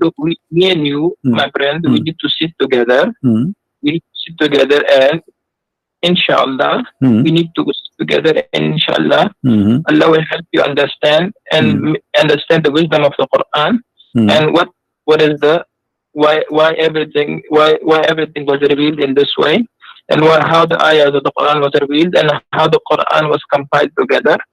And inshallah, you will have a better understanding. So my friend, inshallah, you will not answer me. Inshallah, you have no answer. Inshallah, you are telling me I cannot answer you.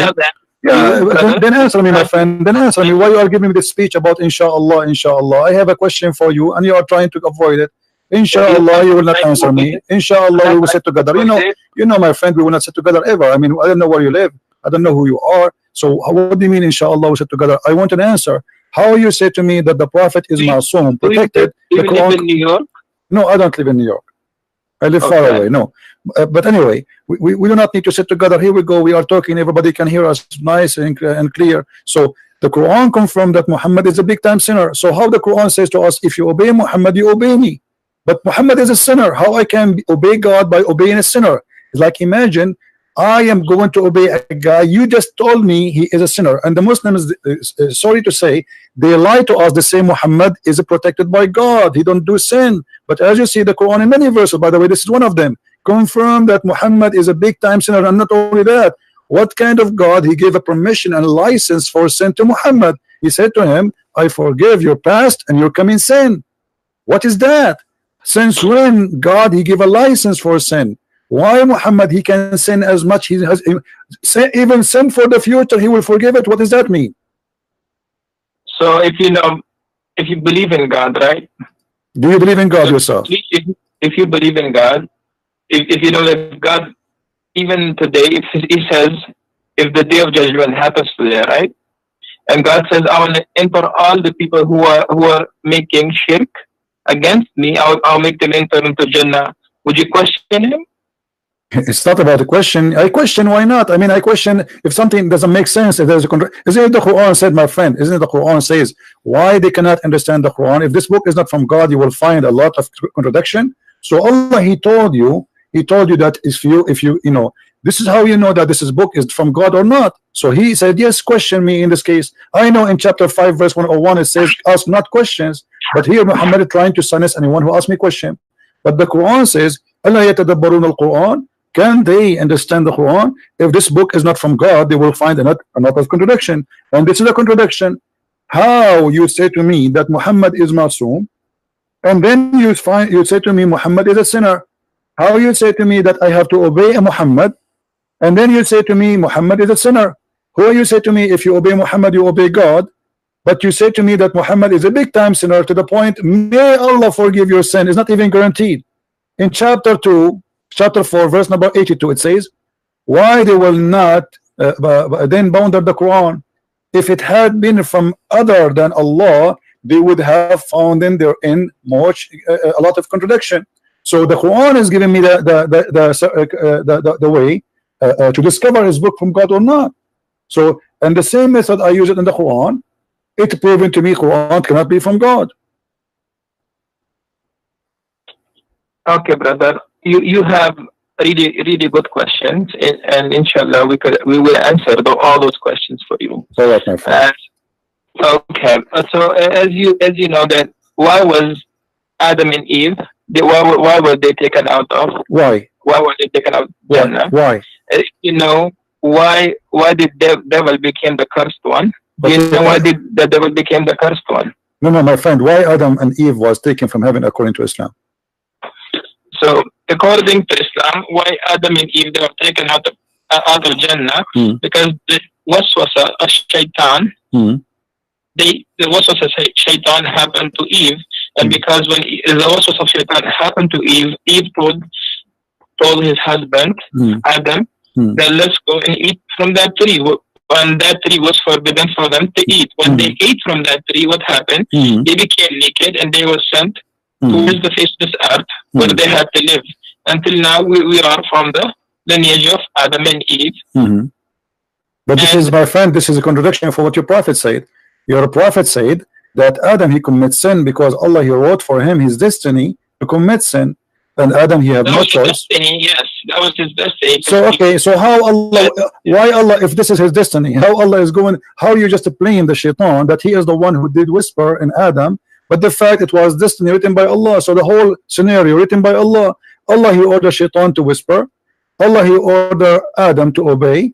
Allah he ordered Adam to sin. And then Allah he punished Adam to sin. So how we can blame shaitan for that? If Allah is the one is behind this conspiracy and he is the one who did that to Adam, Adam is a victim. So if you know the history of shaitan, when Adam was created and in the shaitan when Allah told him to prostrate to Adam. What did shaitan say? Well, first of all, why Allah want to say to Shaitan to protest? He did not even order him to protest. No, my friend, in front of everybody, with my respect, in a friendly way, I challenge you to show me where Allah he ordered Shaitan to prostrate to Adam. If you show me that, I will shave my 20-foot mustache. Okay. Go ahead. Wait a minute.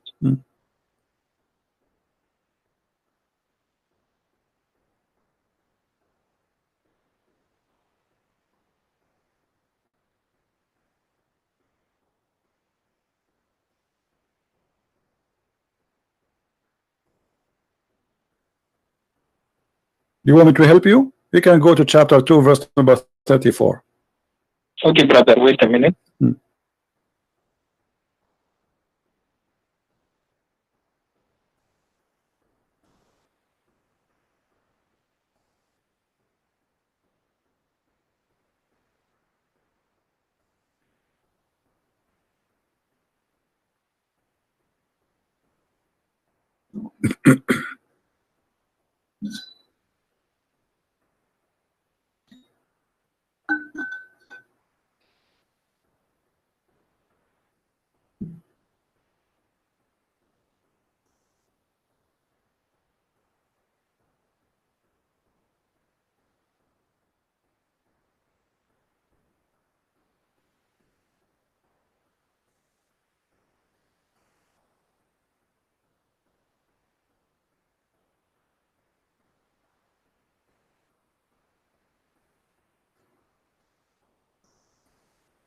Do you feel like calling a friend or somebody?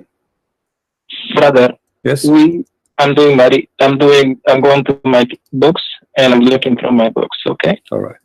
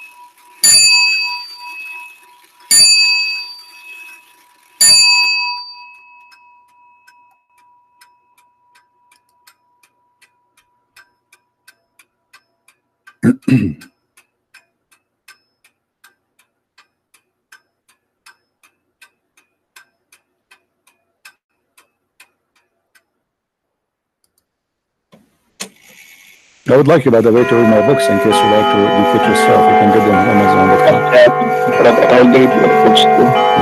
Yeah, you can search in Amazon for Christian Prince, and you can find my books. You know about your question in your book? Oh, I have answers for the question, not only questions. I answer the questions in my books. Yeah, sure. Go ahead and read them. Okay. Okay, brother. So as you see, there's nowhere it says that Allah he ordered Shaitan to bow down. Nowhere it says order. He did not order Shaitan to bow down. This is a mistake.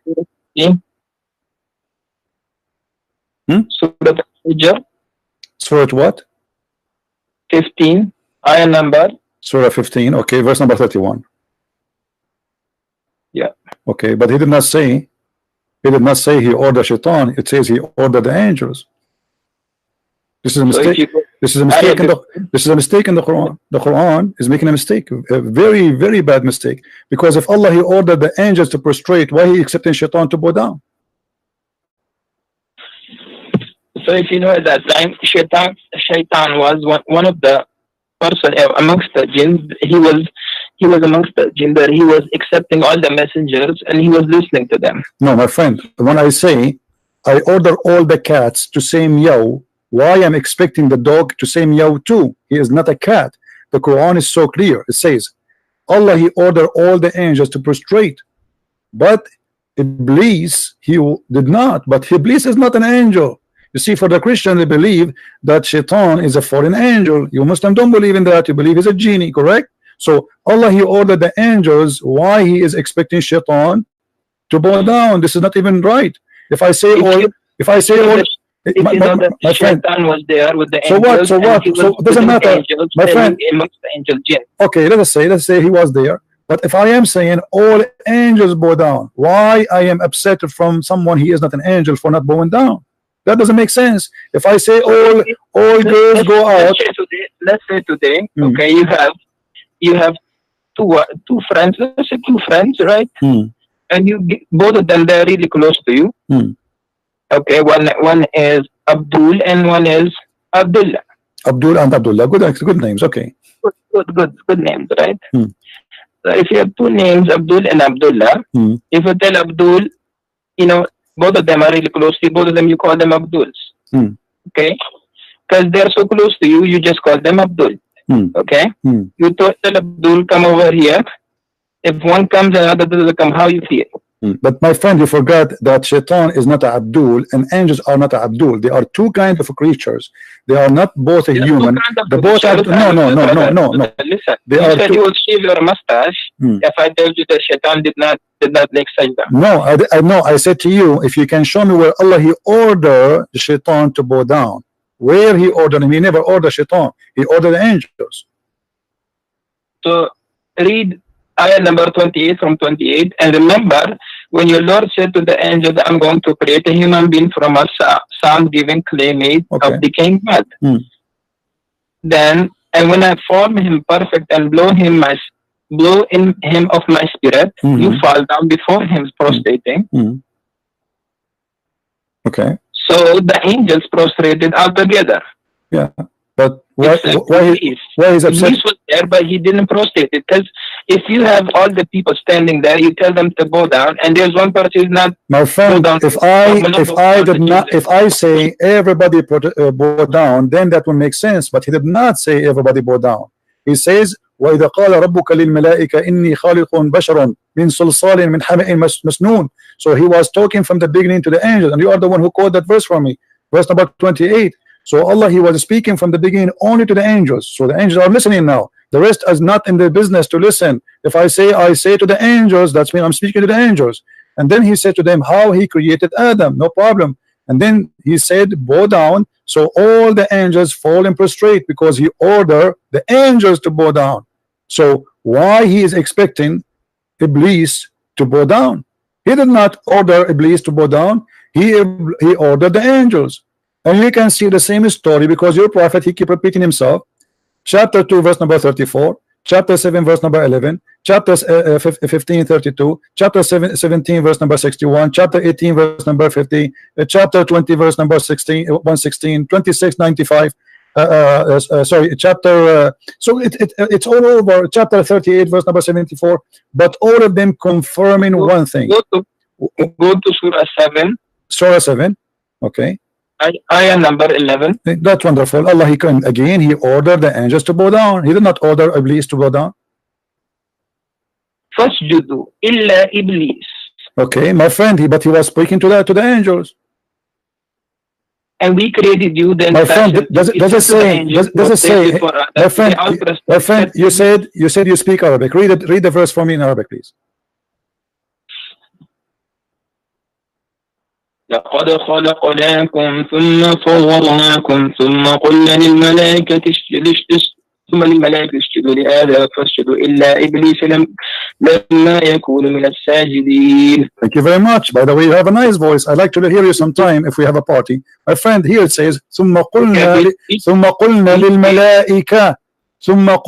للملائكة. We said to the angels. He did not say that to all. He said to the angels only. So how you say to me, read that verse because he ordered Iblis? He did not order Iblis. ثم قلنا للملائكة. So we say to the angels, bow down to Adam, and they did bow down, except Iblis. He did not. But this is a mistake here. If he is Iblis, is not one of the angels, how you expect him to bow down? That is the most silly statement ever. If I say all cats get out, then I cannot be upset from the dog for staying home. I said cats. Cats and dogs are not even the same. So the Quran confirmed that genies are made from fire, angels are made from light. They are two different creatures. And the word of your God Allah is so clear. ثم قلنا للملائكة سجدوا لآدم فسجدوا إلا إبليس لم يكن من الساجدين. He said, I ordered the angels, then told the angels, fall and prostrate. Did you see the name of Iblis here? No. So why he is expecting Iblis to bow down? So this is a clear mistake in the story. You now, go to the next verse. What does Allah ask? You don't know, okay, but you see, okay, okay, well, here we go. So he said to him, what make you, you know, like this is the funniest stuff about Muhammad. Yes. When I ordered you, okay. He said, I'm better than him. Okay, and oh, thank you very much for mentioning this. This is proven Islam to be a pagan religion, because the first one who ordered angels to bow down to a man, it was Allah. Allah obviously is a pagan God. He should not allow anyone to bow down to Adam, to human. Adam is a human at the end of the day. How you ask them to bow down to Adam if he is just a man? So the first one who started paganism, worshiping someone, not God, bowing down, because bowing down is an act of a worship.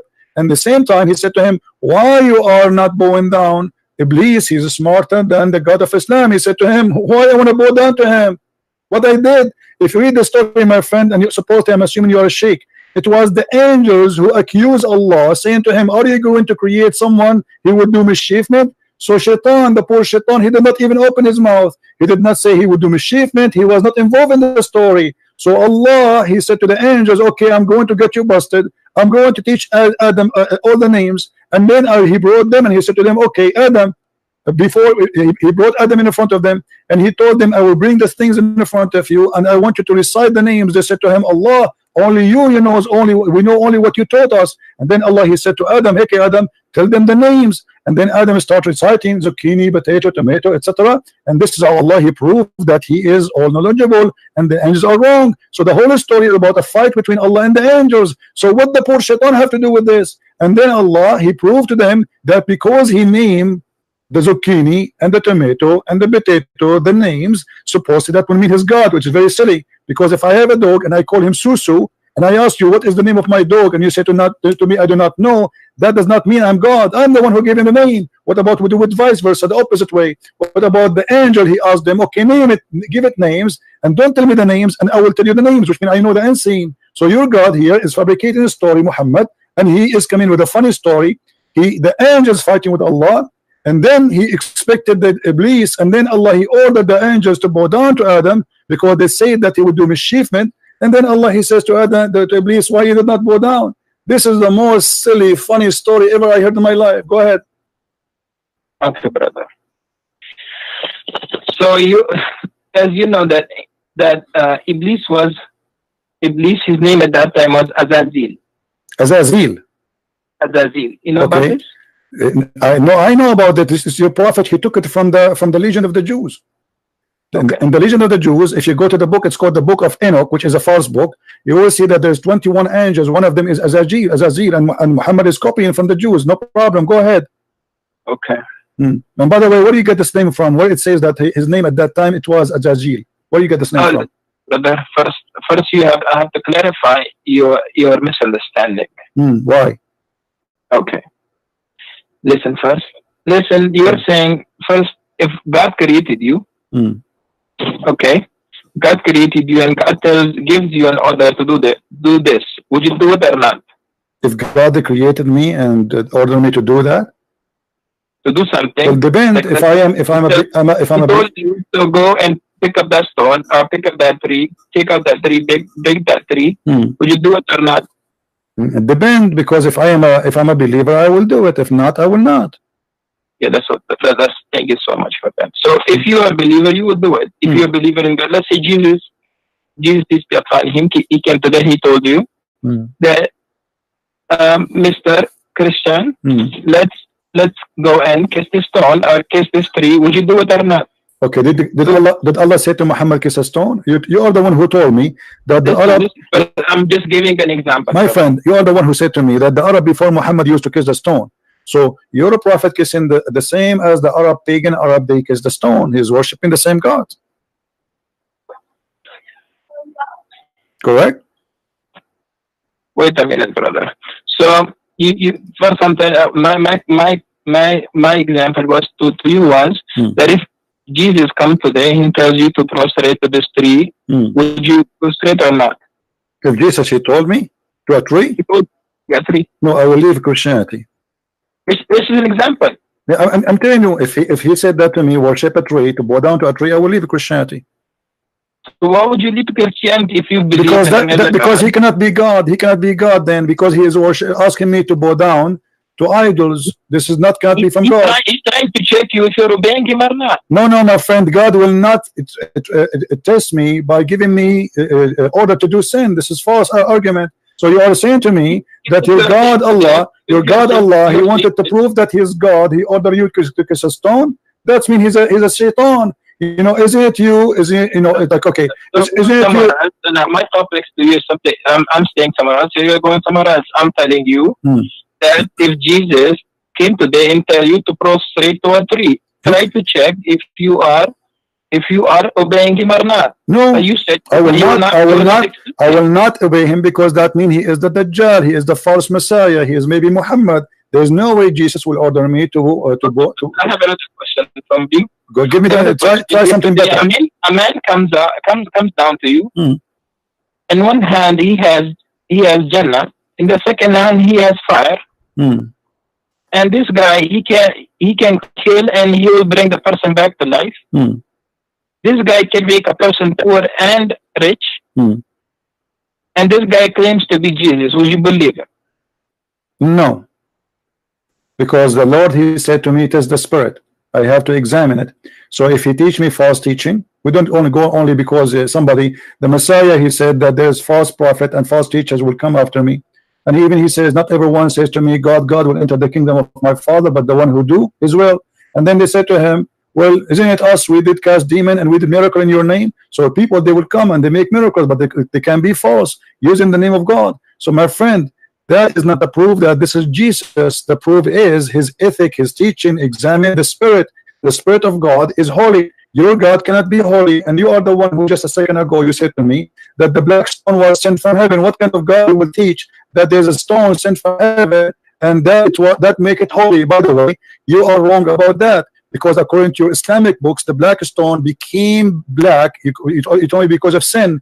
According to Islamic books, the black stone became black because women, they used to touch their vagina with their blood when they have period, and they place their hand inside the stone, and that is the sin. How it make it, you know, because women at that time, they believe if she is not getting pregnant, obviously Allah Baal is upset and he is not making her pregnant. So what she do, she go around the stones, around the Kaaba naked. Men and women, they go naked. And you know that the Arab before Muhammad, even in the time of Muhammad, used to go naked around the Kaaba.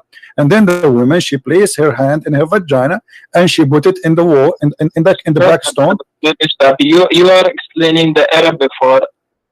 Yes, but this is what Muhammad, he got it from the Arab. You said to me that Allah, he said that this is a black stone from heaven, but you know, you are trying to ignore what you Muslims say. This is not even the Arab what they say. This is what the Muslims believe. Let me show you, my friend. Here we go. This is Tafsir al-Hawi. You can see the screen, right? Okay. Oh, yeah, I see that. Okay, Tafsir al-Hawi. It says that this is your Imam saying, وجاء جبريل بالحجر الأسود من السماء, and Gabriel, he brought the black stone from the sky. And it says that Abu Qubais, there's a mount next to Mecca. I don't know if you've been there before.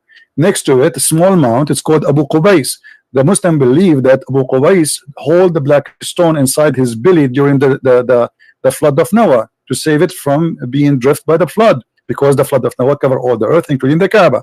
And then when the flood is over, فَانْشَقَّ عَنْهُ, so the black stone came over. And then it was hiding during the flood of Noah, and it was a white pearl from heaven. فَلَمَّا لَمَسَتْهُ الْحَيْضُ فِي الْجَاهِلِيَّةِ اسْوَدَ, and when the blood of the women from period touched it during the pre-Islamic of ignorance, it became a black. Am I lying, my friend, or this is your books? Okay, brother. if you know the history before Islam came, the people what they do to it just before Islam. You get it? Doesn't matter. Doesn't matter. This is a stone inherited from the pagan, and Muhammad adopted the same as he did with as-Safa and Marwa. Isn't it? As-Safa and Marwa, it was a practice of the pagan before Islam, and then the Muslims, they refused to practice, and then Muhammad, he said to them, don't you know that Allah, he just gave me a verse saying that as-Safa and Marwa is from the ritual of Allah? How in the world the Safa and Marwa is from the ritual of Allah? From Allah, because if you know the mother of Ismail, when she put her baby on the floor and she was looking for water, and because the baby was crying and she had no food, no milk in her chest, so she would go to one mount and look for water, and then walk to the other mount and look for water to see if any caravan is coming. Okay, my friend, is that to make it holy? I mean, this is the most silly answer ever I can hear, with my respect to you. So if a woman, her name is Hajar, she go between two mountains, that make it, we will make it from ritual of Allah. Christian, listen, brother.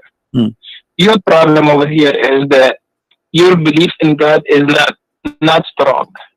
Your belief is mostly psychologically. Your questioning is mostly scientific. You want to try to prove everything logically, scientifically. Where with God, everything is not proven scientifically. My friend, I am proving to you from your Islamic books what you said to me about the Safa and Marwa is false. Because if you go to your Islamic books, and you will see that there was two idols for two men, a man and a woman. They have sex, and because they have sex, the Arab believe that Allah, he cursed them and he made them idols. Ibrahim alayhi salam. No, it has nothing to do with Abraham. Abraham, he never been. Abraham, he never been in the Kaaba. This is a fiction of Muslims. There's no way Abraham will go there. And by the way, if Abraham, he went there, why he left? Why he did not die there? I mean, how in the world this guy, he went all the way, and Allah, he ordered him to build the Kaaba or to rebuild the Kaaba? He has two kids. One kid is Ishaq, and the second kid is Ismail. From that, you know that he has two kids. One is Ismail and one is Ishaq. Okay, and Ismail is from where? Ismail is he's the son, one of the son of Ibrahim. Okay, who is his mother? Who is his mother? His mother is Hajar. Okay, Hajar. So she is an Egyptian, right? Yes. Okay, Abraham is from where? So Abraham is from where? I'm trying to explain. You're saying that it was a paganic worship, but it's not a paganic worship. Okay, my friend. Even if you know that the Jamara in Mina, where people go on the Hajj time, they do the Jamara. Do you know why people do Jamara over there? Because this is from the pagan belief that there is a shaitan, he have a house there. Brother, it's not a pagan belief. It's a pagan belief. Brother, listen, at the time of Prophet Ibrahim, when Prophet Ibrahim saw a dream, in a dream he saw that he was slaughtering his own son. Okay, he was slaughtering his own son, Ismail. And when he was taking Ismail with him, the Satan, he came to him in a form of a big shaitan, then a medium shaitan, then a small shaitan. But Ibrahim and Ismail both, they rejected them. They rejected shaitan, they thought to them in stone. Okay, may I ask you please, where do you get the story from? What was that Ibrahim that the dream that you saw is not true. Don't follow the dream. Even the shaitan told Ismail that don't follow the dream. It's not true. Okay. So you are saying to me that the dream Abraham he saw to slaughter his son is from shaitan. It's not from shaitan. It's from Allah. The dream that he saw was from Allah. Okay. Okay. You said to me that shaitan, he came to him as a big shaitan and a small shaitan. In three different forms. Different form. What is the form? The first form is on bigger form. The second form is medium. The third one is a small. What is the form? He's a shaitan. If you know, shaitan is jinn. Okay. He would come in different shapes to try to put waswasa in the heart of Ismail. Okay. So shaitan he come in different form. Not follow the dream, not follow the. Okay. Okay, So, true. It is true. Is it true that Shaitan he come to Prophet Abraham, and he was trying to burn him by coming as a lizard? so, brother, let me tell you, you are going back to the stories of Ibrahim alayhi salam. You are who mentioned that to me, because I'm trying to show you. I'm trying to show you that Islam is nothing but fictions. How in the world you want me to believe that Shaitan he became a lizard and then he started blowing wind at Abraham, and the purpose is to burn him alive? How in the world you want me to believe that your God is saying something really real, and yet a little lizard salamander he is burning Abraham by blowing wind at him? Brother, listen. So if you know that Shaitan from day one is the enemy of all human beings. But Shaitan is a salamander. I'm not saying it's salamander. Well, your prophet he said so. But your prophet he said so. Your prophet he said so. Are you against what your prophet said? You know what I'm saying. Listen to me first, then we'll go what our prophet peace be upon him said. What I'm saying is that Shaitan from day one he's our enemy. You know, you agree with that? Yes or no? I believe what? Say again. Do you believe that Shaitan devil he is from day one our enemy of all human beings? Yes, he is the enemy. No, I believe Allah is the real enemy, because the Quran says that the one who Allah he deceived, no one can guide. So Shaitan is not a problem. If Shaitan misguide me, I can be guided by someone. But if Allah deceive me, nobody can guide me. So the number one enemy is the real deceiver, is Allah. Shaitan is just a victim. The same as what your prophet he said about Adam. Adam he commits sin. Why? Because Allah he wrote in his destiny that you will commit sin. So Shaitan is just an employee for Allah. He do what Allah told him to make people commit sin. So why you are blaming Shaitan when the fact not made him an employee? If you know, if you go back to the ayat, okay, when Allah asked him, why didn't you prostrate to when Allah asked Iblis, why didn't you prostrate to Adam? What did he say? He said that okay, here we go. Anyway, guys, that's enough, and this was a recording of our debate with Sheikh Abdul Wadud. And here you notice how the Muslims, even the one who claim sheikhs, they are shaky and they have no answer and they can't explain anything. And here you notice I go up and down, depend in the size of the Muslim. So when he's a sheikh, I go down to his level. When he's not, I have to go lower. All of them, they know nothing about Islam. And this guy, he was in trouble, because wherever he go, he getting spanked. He keep changing topic, jumping like a monkey from a branch to a branch, hoping that by changing topic he can do something better in different topic. But wherever he go, he will be spanked, and my fingerprints is all over his body until now. He promised that he will come back and he will answer my questions, and he never come back. But that's very normal. So when the Muslims he try to debate you about something, the first thing he do is to answer without answering. Hey brother, you had many questions. We need to sit together, brother, face to face. What does this have to do? Yeah, I have many questions, and you gave me zero answer in the whole conversation. Right? So as you see, debunking the silly, stupid cult, pagan cult of Islam is very easy, but it's easy for someone who knows. And this is why we encourage you to take notes, educate yourself, because they play games, they lie, and they will never answer. We don't debate with those Muhammadan. In order to get Islam busted, you have to trap. It's like a hide and seek game. There's no honesty. You see, in a debate between two religious people, each one of them should answer based on his belief. Muslims don't do that. Muslims, they switch to defense mode, lying, not being honest. I don't mind if you switch to defense mode. Actually, this is very normal. But why you are lying? Because simply they knew that if they tell the truth is a disaster. But in fact, lying will not save you. Lying will make you even look more ugly, because you create a lie and then you find yourself need to create 1,000 lie to cover the first lie. Shaitan, he come to Abraham in 3 sizes. I mean, have you ever heard of a stupid story like this? 3 sizes, what does that mean? Size doesn't matter, brother. Shaitan come in 3 sizes. What is that? Small, medium, large?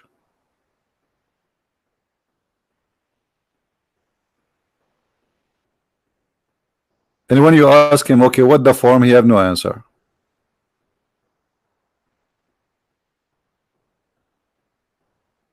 And you do not understand the concept of God. Suddenly he switched to talk about the concept of God. And when and the second he switched to a topic of his choice, he got spanked too. The concept of God, that God is one, but he sent us a stone, and this stone is holy, and it was white, and this white stone became dark black because black is the color of sin. And why it became a black? Because women, they used to touch their private part when they have a period, and they placed it inside the black stone. And because women, they are touching it with the black, their blood with the black stone from period, we have to kiss it. When we ask him why the prophet kissed the black stone, he said, why you kiss the black stone? He said, because the prophet kissed it.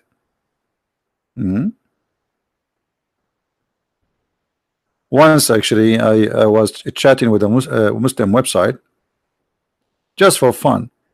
I said, brother, why I have a question. I said, are you a Muslim or a Christian? I said, I'm a Christian. I want to convert to Islam, brother. Okay, can you, brother, you know, we're supposed to convert to Islam. This is what the website is about. So why the Muslims kiss the black stone? He said, because the prophet kissed it. I said, why the prophet kissed it? He said, because it's holy. I said, why it's holy? He said, because the prophet kissed it.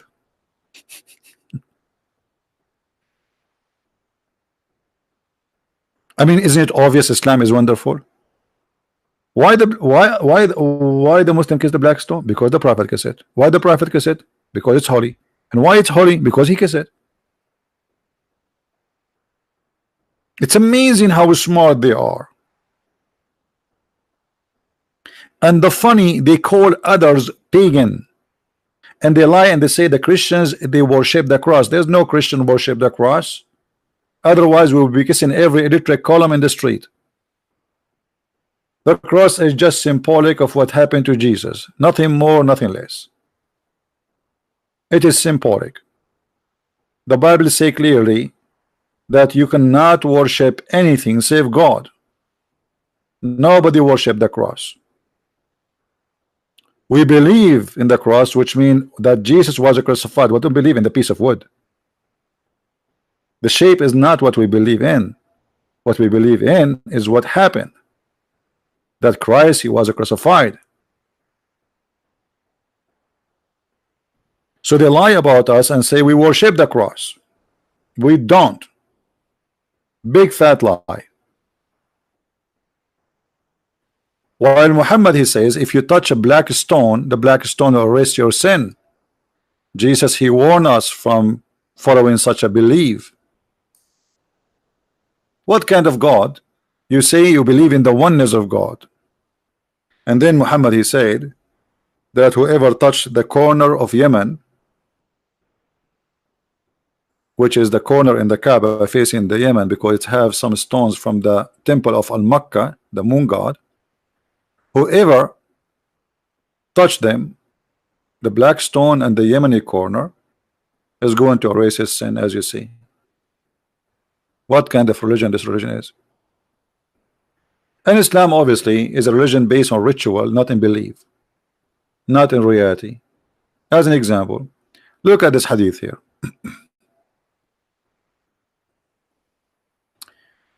We were with the Messenger of Allah when he asked, is any one of you able to earn thousands good deed? Okay, how we can earn thousand good deeds? Earn. I mean, we're talking about, is that the stock market? Okay, how we can do that? He said, they said to him, how? Okay, Prophet, how can one earn 1,000 good of deed, Prophet, a day? The guy was like, what? Are you serious, Prophet? So the Abdul, he's asking like, what the heck? I want to get 1,000 of deed now. And the Prophet is the only one knows how to do these deeds. He's like the recipe. He's the cook at his time. So he said, 1,000 good deed a day. So the Prophet, he said, by saying Subhanallah 100 times. Oof, oof, oof, oof, oof. If I say Subhanallah 100 times, I get 1,000 deed. So if I say Subhanallah 200 times, I get 2,000 deed.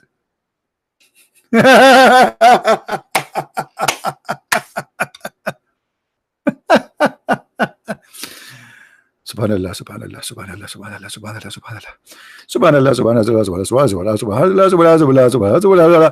My guys, the deed of Christian Prince is increasing now. Like it's going skyrocketing. Subhanallah, Subhanallah, Subhanallah, Subhanallah, Subhanallah, Subhanallah, Subhanallah. I mean, this is how you earn deed in this cult. How silly. How you lose deed? If you have a dog. If you have a dog in your home, Allah take from your deeds. How to make deeds? If you kill a lizard, do you remember?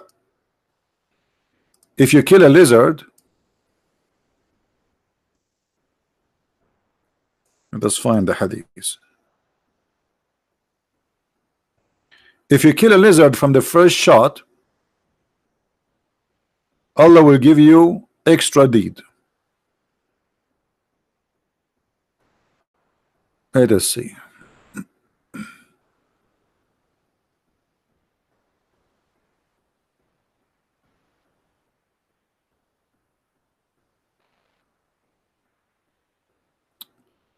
Where is the hadith? Here we go. Whoever kills a lizard, a house lizard, with one blow will have such and such reward from Allah. What the heck? Lizard? Allah waging jihad against lizard? Mickey Mouse have fatwa on him. Lizard have fatwa on him. I mean, everything is the enemy for Allah. And what is the problem with Mr. Lizard? He blew fire at Abraham. He tried to kill him. And by the way, look, lizard, they look like a dragon. Look at this, man. It's dangerous. He's in the size of your finger. So we have to take what the Prophet said seriously. If you hit him with the first raw or the first shot, Allah will give you the maximum reward. If you kill him from the second shot, he will give you 50% reward. If you kill him from the third shot, that's mean you are not a good believer. Sorry. So like Allah will give you 30% of the reward. So the real winner is the one who killed the lizard from the first shot. And why? Because of the following. Once a woman, she came and she found Aisha, she is holding an iron stick. Oh, mother of the believer, what do you do with this? A woman, she said to her. Aisha, she said, we killed those house lizards with it. For the Prophet SAWFM shortwave said, told us that Ibrahim was thrown into the fire. There was no beast on earth that did not try to put it out. No beast on earth did not try to put it out. Guys, I want to make a movie about this. Elephants, tigers, dogs, everybody bring in water. Bring water. Hey brother, ducks, bring water. Chickens, bring water. All animals in the world bring in water to put the fire down, except Mr. Lizard. He was the only one was blowing wind to burn Abraham. How evil he is. Disgusting. And now we want to kill him. And the funny, the Muslim, they say وَلَا تَزِرُ وَزِرَةٌ وِزْرَ أُخْرَى, which means no soul will pay for the sin of somebody else. Okay, is this lizard is the one who was existing at the time of Abraham? Why you are killing this lizard? Is that revenge from his seeds? What a stupid cult.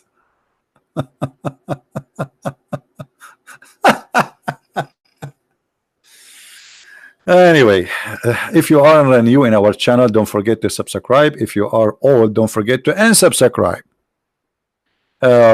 And by the way, this is a way to earn deed in Islam, because if you do a bad deed and then Allah, by doing good deed after that, that will erase the bad deed and will give you many doubles of it. Sometimes it says like 1 double, but it can be 100 double.